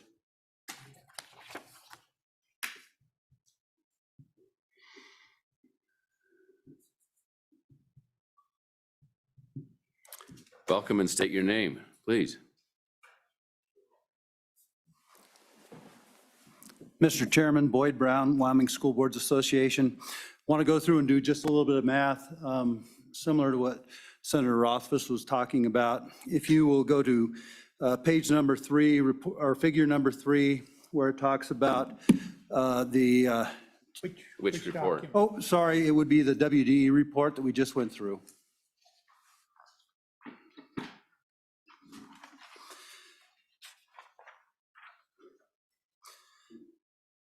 And so figure 3 would say that the model average teacher salary is $53,506, and that the actual average salary is $62,061. And again, the difference there is $8,555.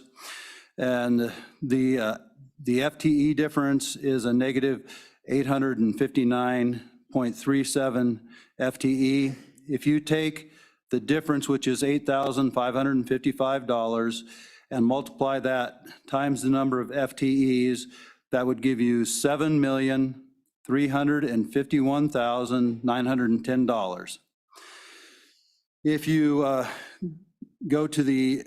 go down and then if you multiply the model average, which is 53,506, right off their report, times the number of FTE, which is 6,730 0.67 FTE, you would get $360,131,229. If you take the actual average, which is 62,061, times the 5,871.3 FTE, you would get $378,749 for a total difference in $4,247,250. So the actual difference is about $3 million less than the total from the actual. And I'll send you the figures if you want, but I think it goes back to what Senator Rothfuss was saying. We make up that difference somewhere else outside of the model, but the total amount of money that is sent to the districts to spend on teacher salaries is spent on teacher salaries plus more. So with that, I would answer questions on that, and then I have one more thing that I wanted to talk about. Questions on teacher salaries? Mr. Chairman? Go ahead, Representative Clauston. Brown, okay. Oh, okay. We can let Ken go. Go ahead, Ken. I'll wait my turn. Thank you, Mr. Chairman. Thank you, Chairman Brown. And then Dr. Brown, do you have an idea? I mean, you just kind of talked about this, but where is that extra money being taken from? Do you have from your experience and your position currently, do you have an idea where that money from the salaries is being taken from? Go ahead, Dr. Brown. Mr. Chairman, Senator or Representative Clausen, I believe that the money comes from different places. I think that Senator Beitman found one place that it may have come from. Some of it comes from the professional development. And I'm going to speak from when I was a superintendent, at least, is that we do get some money from the federal government for professional development as well. So I think that might be one place where we steal a little money for salaries there. And I think that there are different places, as the report states, in most areas, we spend more money on salaries than we get in the model. So you're stealing from different places to do that. So I guess there's not exactly one spot that each district would do, because each district negotiates with their staff, or at least speaks with their staff about whether they want more money in actual salaries or more money in benefits. And so each one of them have a different contract for that. So it's going to be different in each and every one of the 48 districts that we have across the state. But they find that money somewhere. You have 48 great business managers out there that are helping guide that with the work of the board, and then working with each one of the labor unions in each one of the districts, or negotiating with each one of the groups out there. So it's going to be different in each district, but they each find it in a different way. Okay, Chairman Brown, do you have a question? Yeah, thank you, Mr. Chairman. Boyd, just out of curiosity, when I look at figure 7 on this table from the career report here, it is pretty alarming that we're spending less than 50% of our money on professional development for professional development. And I understand what you're saying, and I kind of understand where you have to beg and borrow from certain pots of money to make things happen. But one of the things that I have heard loud and clear in my district and through a lot of my constituents that are teachers is that there's not enough professional development going on. And so I guess my question is, as we look at this, and I know we're kind of diverging a little bit from the ECA discussion, but can you give me an understanding of why the 48 business managers collectively, as your position as a school boards association, are collectively spending less than half the money on professional development and allocating those resources in that direction? Go ahead, Dr. Brown. Mr. Chairman, Representative Brown, again, I would go back to the amount of money that we get for professional development in our consolidated grant. And I can't say that is specifically across all districts. I would say that we probably have some small districts or districts out there that are using a lot of their professional development money to take care of that. But I think, again, it comes back to trying to balance everything out in the block grant, just like I shouldn't say you, like the state has to do with their budget. You have to balance it out all somewhere. And you're robbing from Peter to pay Paul at different times. And I would suggest that if there's a district out there who feels like they're not getting enough professional development, I would suggest that they get a hold of their superintendent and business manager and have that discussion with them. Okay. Representative Clerk Stith, you have a question? Yes, Mr. Chairman, thank you very much. Mr. Brown, on this same figure 4 that you were referring to, could you comment on the administrative categories, business manager, assistant superintendent, other central office admin, and superintendent? For example, other central office admin, it looks like... Clark, we can't hear you, Clark. Speak into the... I apologize. If you could comment on, for example, central office admin, it looks like there's just a lot more people there, about 50% more people working in central office admin than the model allocates.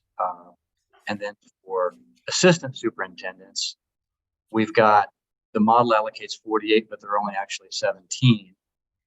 Could you just comment on, the sort of the same analysis you were doing about teacher salaries, teacher numbers? why is on central office admin so different model, if you know?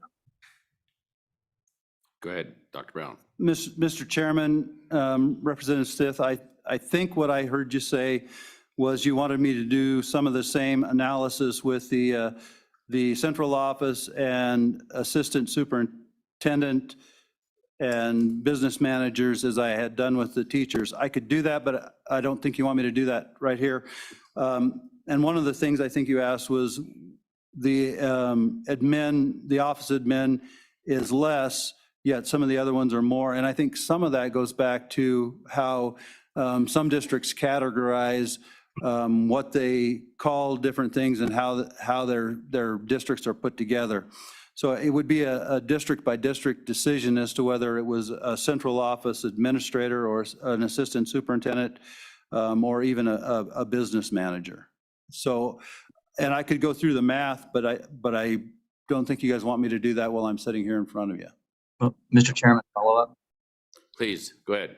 Yeah, so Mr. Brown, could you comment on, we have a lot more actual people working in central office admin than the model allows. Is there some structural reason for that? You know, and I can't answer that from the School Boards Association perspective. I will give you a look at least a couple of different districts. When I was a superintendent in Laramie 1, I believe that we had 8 fewer central office administrators than we did, than the model allowed us. And I think that we were right on whenever I was in Campbell County as a superintendent. And I would suggest that it probably has to do with the number of small districts that we have and them trying to get all of the jobs taken care of that are required across their district.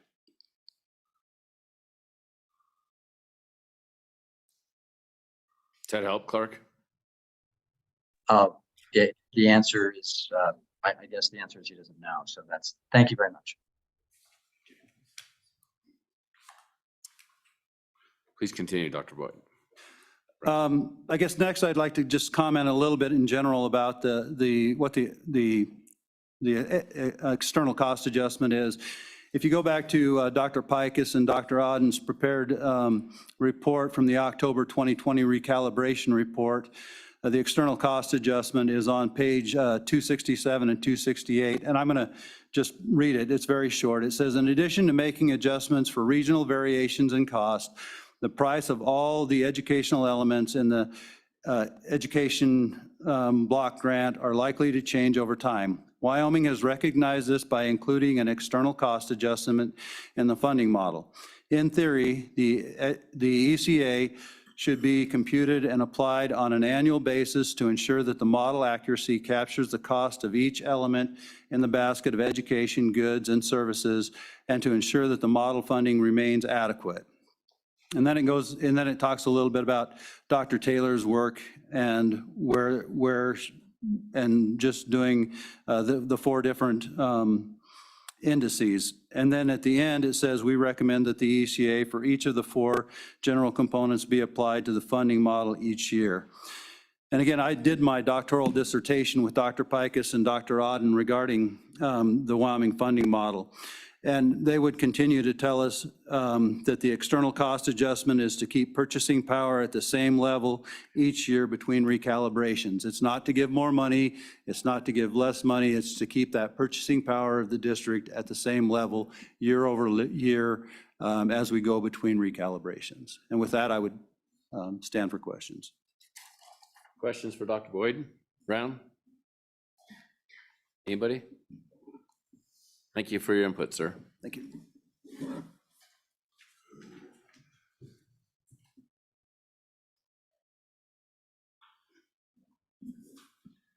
Mr. Chairman, Jeremy Smith, Business Manager, Sheridan 1. Just to perhaps answer some questions on figure 4. It's a little bit, and this is regarding the other central office admin positions. I think what is important to note is that there are less assistant superintendents hired, and it's really just an issue of categorization. And so in the fall staffing data and the follow-up spring data, the last question of who's your maintenance supervisor? You know, who might be in charge of maintenance in your facilities? Who might be in charge of your food service director positions? Those kinds of things. Those are categorized in that central office admin, even though they're not central office administrators at the same level. So sometimes it's just simply, it's a catch-all place to put everybody else, if that makes sense, Mr. Chairman. So they're not specific, they're not associate superintendents or to that level, but the way the fall and spring staffing data collects what these people do, it kind of plunks them into that category. So I hope that helps resolve a little bit of it. We don't consider our Tongue River, maintenance supervisor, central office admin, or our Bighorn, maintenance supervisor, a central office admin, but that's where the system puts them at the end of the day, if that makes sense. So same thing with transportation, Mr. Chairman. So in some districts, they have a different level of responsibility, and perhaps they are central office admins, but in a district like mine, they're not, right? So I hope that clarifies, I think, the question a little bit. Mr. Chairman, I certainly stand for any other questions.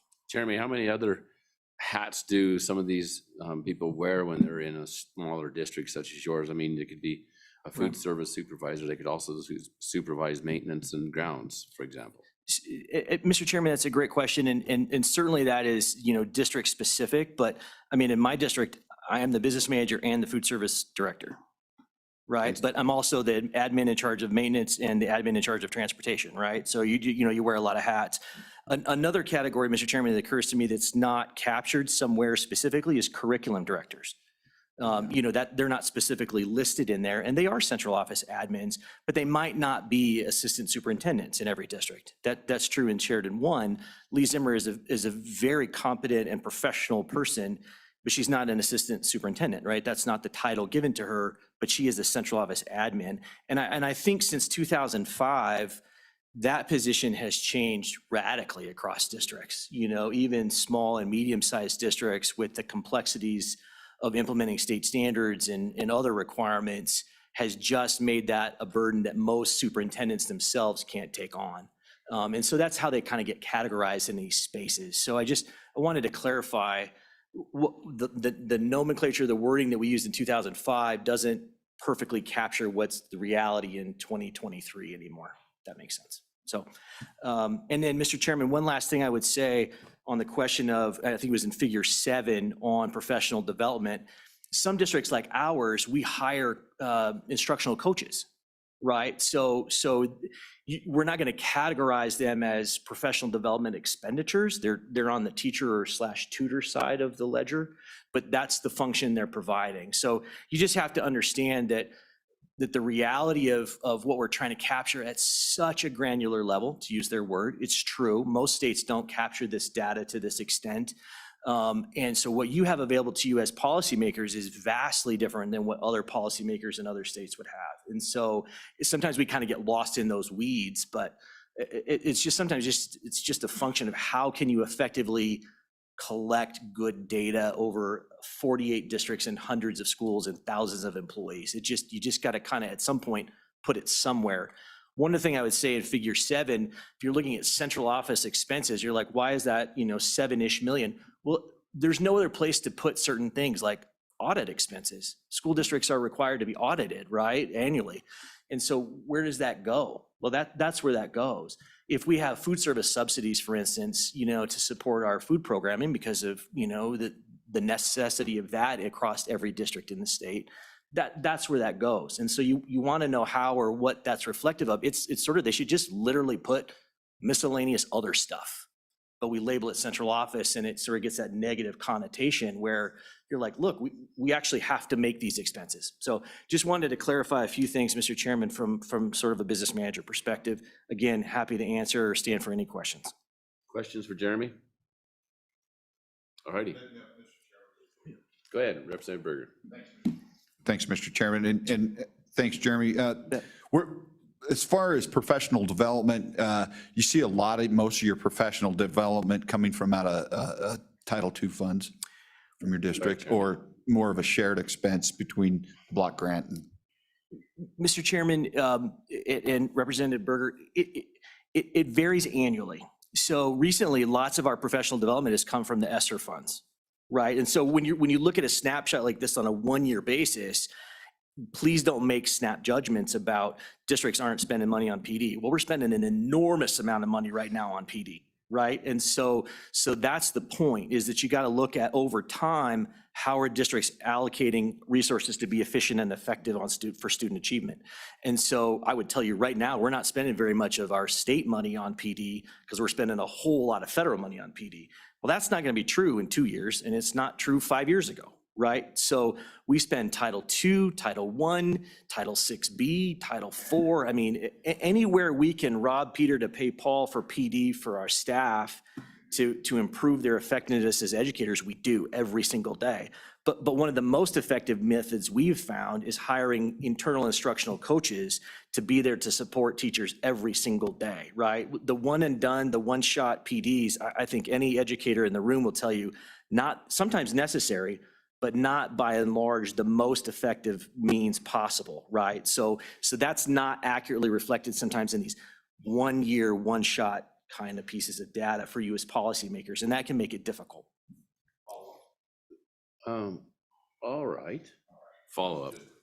Follow up, Mr. Chairman, and partly too, the professional development costs, just like all costs, are rising. Absolutely. Especially if it's research-based professional development. Yeah, Mr. Chairman and Representative Berger, 100%. I mean, if you're hiring a consultant to come in to start, your PD, their prices are up, the hotel fees, the transportation. I mean, fuel, oil prices, you guys know this, drive every component of our economy in every way possible. So yeah, 100%. Question from Chairman Scott. Mr. Chairman, am I right in thinking that basically what you're warning us is that with these various categorizations, we've really got to look at the total when we're saying how much is being applied to the education of the students? Is that fair? Mr. Chairman and Senator Scott, I think if you have a $1.6 billion budget, $11 million doesn't matter very darn much. So yes, that's exactly what I'm telling you, is that these are one-offs and nuances that are not even possible in most other states in the union. They couldn't tell you that information. I can tell you how much we spend on fuel mowing lawns at Tongue River High School, in Dayton, Wyoming. I promise you, most other states in the union could not tell you how much they spent on maintenance. So please don't make snap judgments on small, tiny figures that matter very little. Question from Senator Beitman. Thank you, Mr. Chairman. More of a general comment. Thank you. You're welcome. This information is probably the best information we've received all day. Thank you. And it really does help us. And I would encourage maybe for the next meeting like this to have the business managers be part of the presentation, because they can provide color and context to a lot of this data that is not very useful to us. But you make it useful, and thank you for what you do. Thank you, Mr. Chairman. Good job, Jeremy. Anybody else? Go ahead, Representative. I guess my final question, and how would you answer, where are you hurting? What's hurting you? What can we do better? Mr. Chairman and Representative Berger, it's a very large question, and I'm going to give you a very short answer. We are unable to pay competitive salaries against all market types, period. We are short 2 drivers in Sheridan County School District number 1. We are short a couple of maintenance people. We're short a couple of food service folks. If we have an opening in a teaching position in several components, we have 1, 2. Our I-80 corridor districts are suffering enormously. Thankfully, we live in Sheridan County. It's generally considered to be a beautiful place on the planet. Housing costs are eating our lunch for our staff members. They have no place to live. Even if we could hire them, they don't have a place they can afford to live based on the current salaries we're able to pay in the model. Other districts at times in other states, I'm assuming, are able to stuff more kids in a classroom. Well, they don't exist for us, right? And so the reality is as policymakers across all sectors of your government, state, local, school district, it doesn't matter. We are under-resourcing every department in the state to hire the most effective and efficient people you can find, period. So hold your nose and vote for it, but give salary increases of a substantial amount. I mean, look, you're either going to do it yourself as policymakers, or you're going to be told to do it by other people. And- So and quick question, Your choices Mr. are there. Chairman. Last question then. Then who hurts the most? Our children, of course. Thank you. Thank you. Thanks, Jeremy. You bet.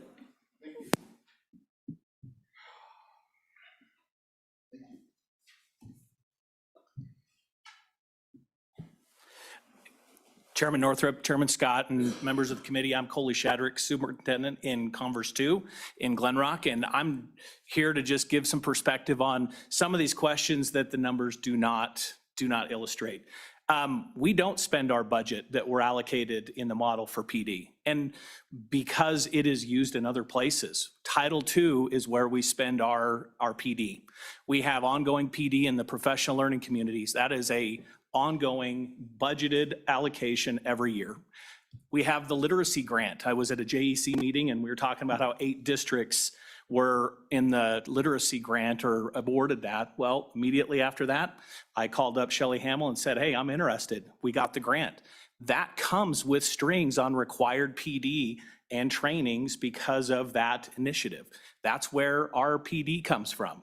6B, special ed. My SPED director spends all of her, budget on some of the salaries, but mostly PD. Title IV, safe and drug-free schools. We just had a vendor in on active shooter training. That's how I pay for that stuff.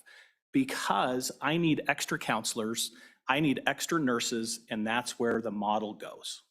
We have PD, we have all those things where our teachers are not hurting. I think we have to, be a little bit more deliberate to do more of good training that's more ongoing and eliminate the initiatives that are ongoing with some of these ESSER funds and just do good things. And so I just wanted to provide some context from a small district that we don't use our PD from the model. That doesn't mean we don't give PD. That doesn't mean that I value something over the other. It's just I am trying to be very, very smart with the money that you allocate us, because 83 to 84% of our money does go to salaries. And I'm going to echo what Jeremy said, salaries. That's where we're hurting, trying to get the best teachers. We don't need a lot of them. We just need the best ones. And to attract those good ones comes at a price point that we need to be there. So I'll be glad to answer any questions on some facts in Converse 2. Go ahead, Chairman Scott. Mr. Chairman, we're not experts here. What's Title II? Oh, sorry. It's just staff development, teacher quality. So that's part of the consolidated grant that we get. It's federal funds. And so, It's consolidated federal grant. Yep. Title II, Title I, Title IV. There's some ELL districts that get money. We don't. We have to have a program, but no money. And 6B are all part of that consolidated grant. Those are things that are pretty ongoing that we apply for every year. But ESSER, literacy grants, and some of these other initiatives they're going to go away. And so we try to utilize those one-time funds. We do not attach them to people, because when they go away, that means we lose our people. So we are trying to pay for PD and some of these one-time costs out of federal funds so that we can keep our people around. And that's where your block grant is so valuable. It gives us that ability to shift and pivot as we need. And I appreciate that. Anybody else? Thank you, Colby. You. Is there anybody off the I-80 corridor? We'd sure like to hear from you.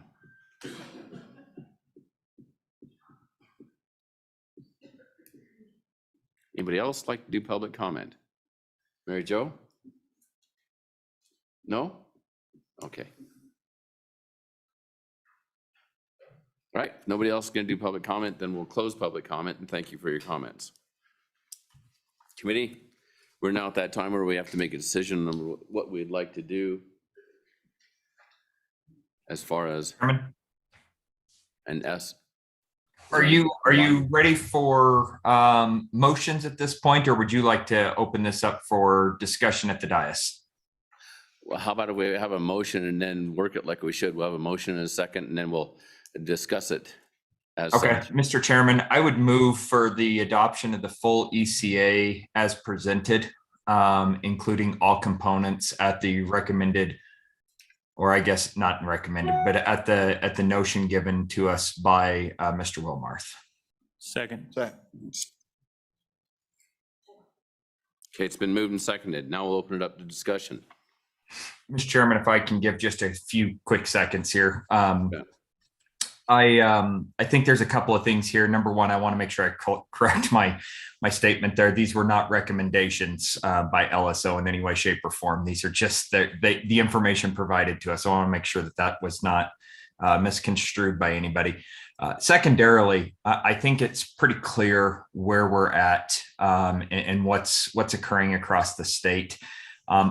There are some of these things that I'm not necessarily 100% sold on as far as the classroom supplies being at that high of a level. But I think what's imperative to understand is exactly what we've heard. And I don't necessarily like the terminology of robbing Peter to pay Paul, but that's part of the issue that we have with a block grant, right? And so at this point in time, I'm going to support this ECA.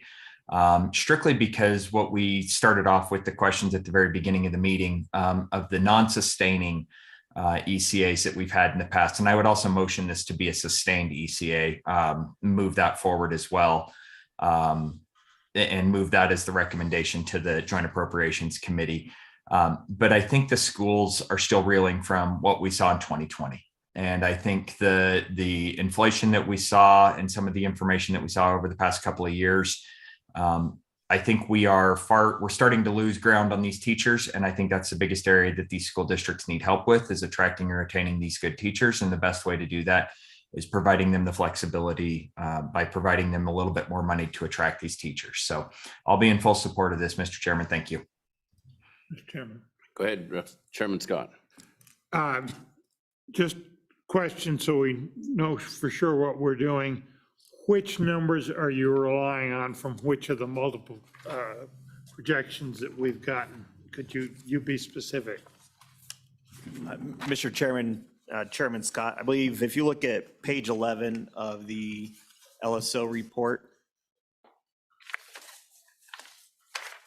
table 7 would be the changes for educational materials and energy. So educational materials would be increased approximately 21.852%, and energy 14.669%. And as I indicated, those are subject to change based upon final data published by the U.S. Bureau of Labor Statistics. And then table 8, the professional staff would be increased approximately, or actually 3.871%, and non-professional staff 4.106%. So those bolded bottom rows of those tables. Mr. Chairman, that's exactly correct. Thank you, Matt.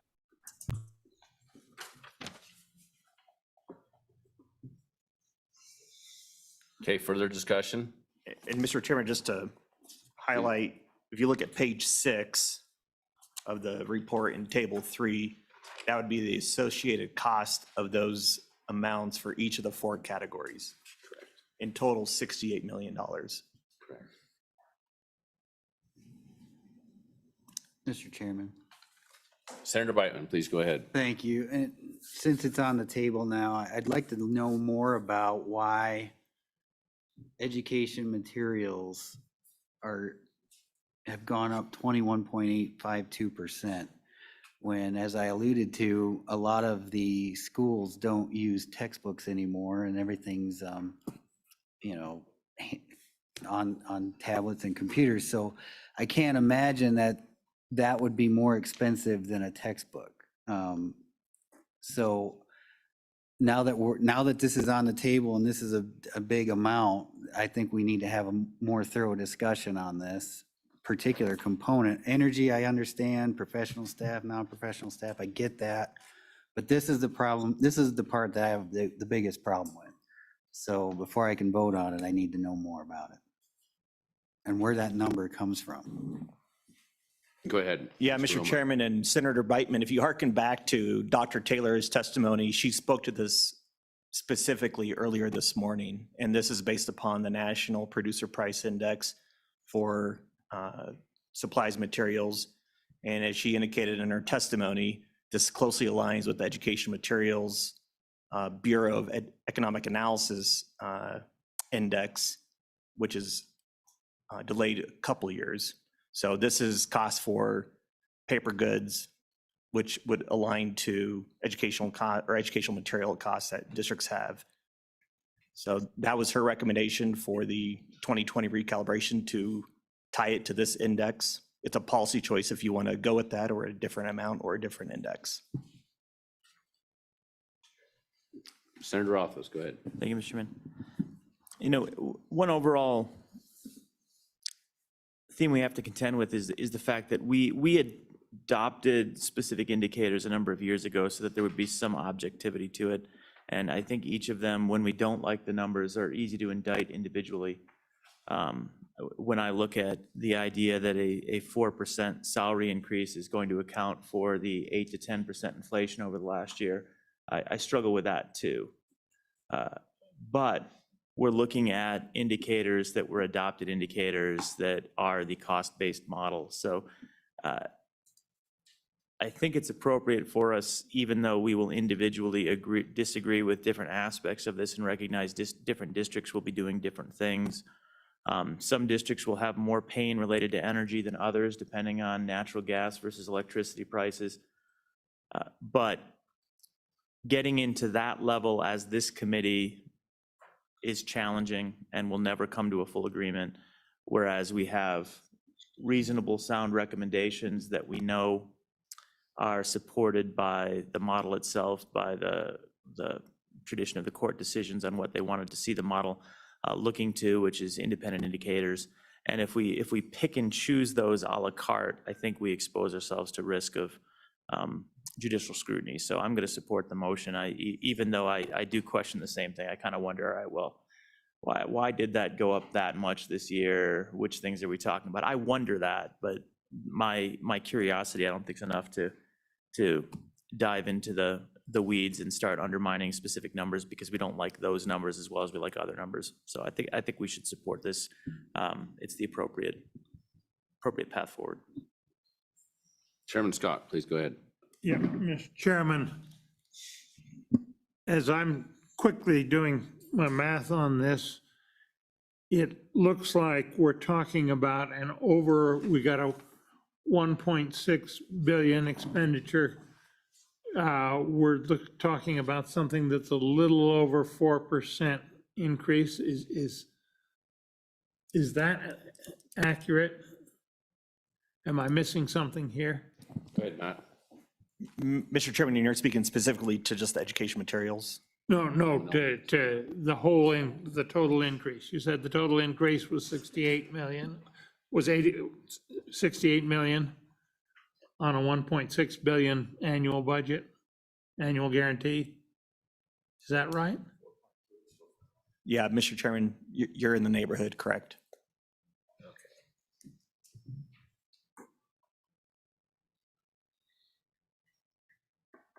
Mr. Co-Chair.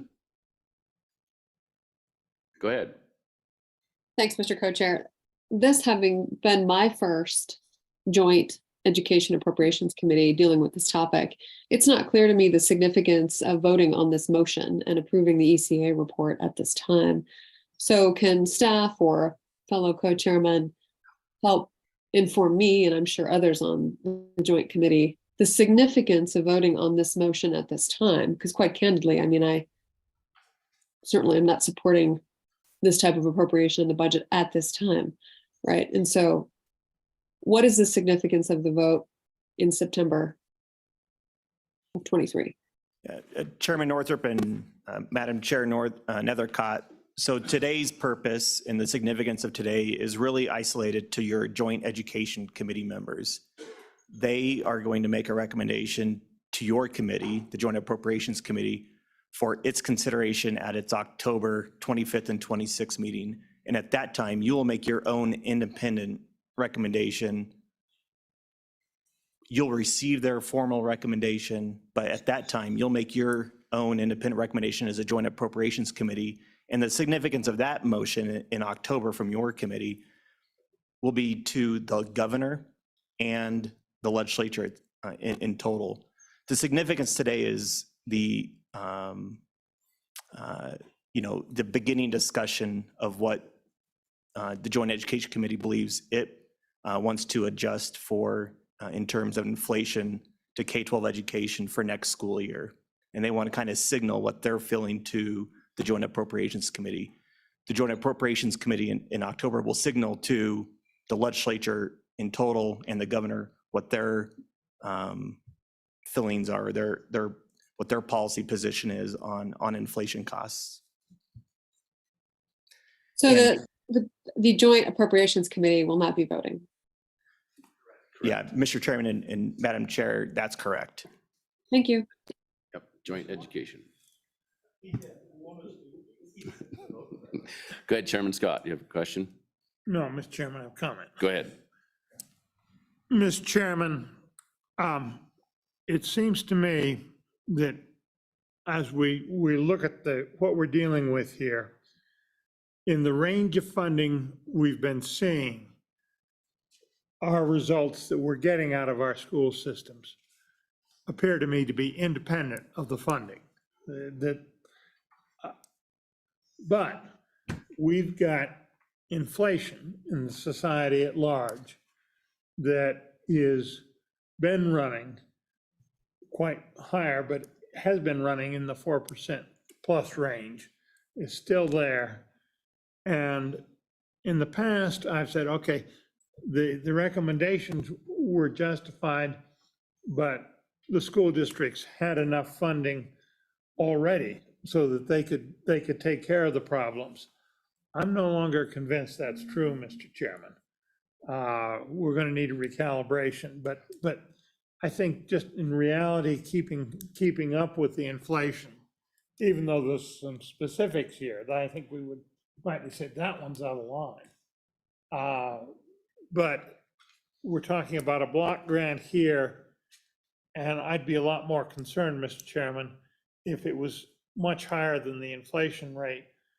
But 4% seems to me to be somewhat in line with the general inflation rate. And I'm afraid if we don't do at least something here, something significant, we are going to start falling behind other places.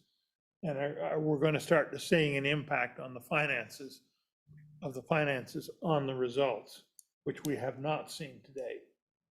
So, Mr. Chairman, I've got some reservations about some of the details. If appropriations comes back and says, well, it should have been 3.8% instead of 4%, I'm not going to argue about that. But I do think we need to do something, Mr. Chairman, and something that's in line with the general inflation rate is probably a good place to start. Well said. Anybody else? Anybody else? Question's been called? Is this a voice vote or is it a? Okay, voice vote. All those in favor signify by saying aye. Aye. Aye. Opposed? No. Okay. I believe that concludes our business for today. Unbelievably, a half hour early. You're gonna make your clap. Yeah, Mr. Chairman, just reminder, I think I said it just a few minutes ago, the Appropriations Committee's next meeting is October 25th and 26th in Cheyenne. The next Joint Education Committee meeting is November 14th and 15th in Cheyenne. So just plan your next meetings. Great, thank you. Thank you, committees. Thank you, Dr. Stoddard. We're adjourned.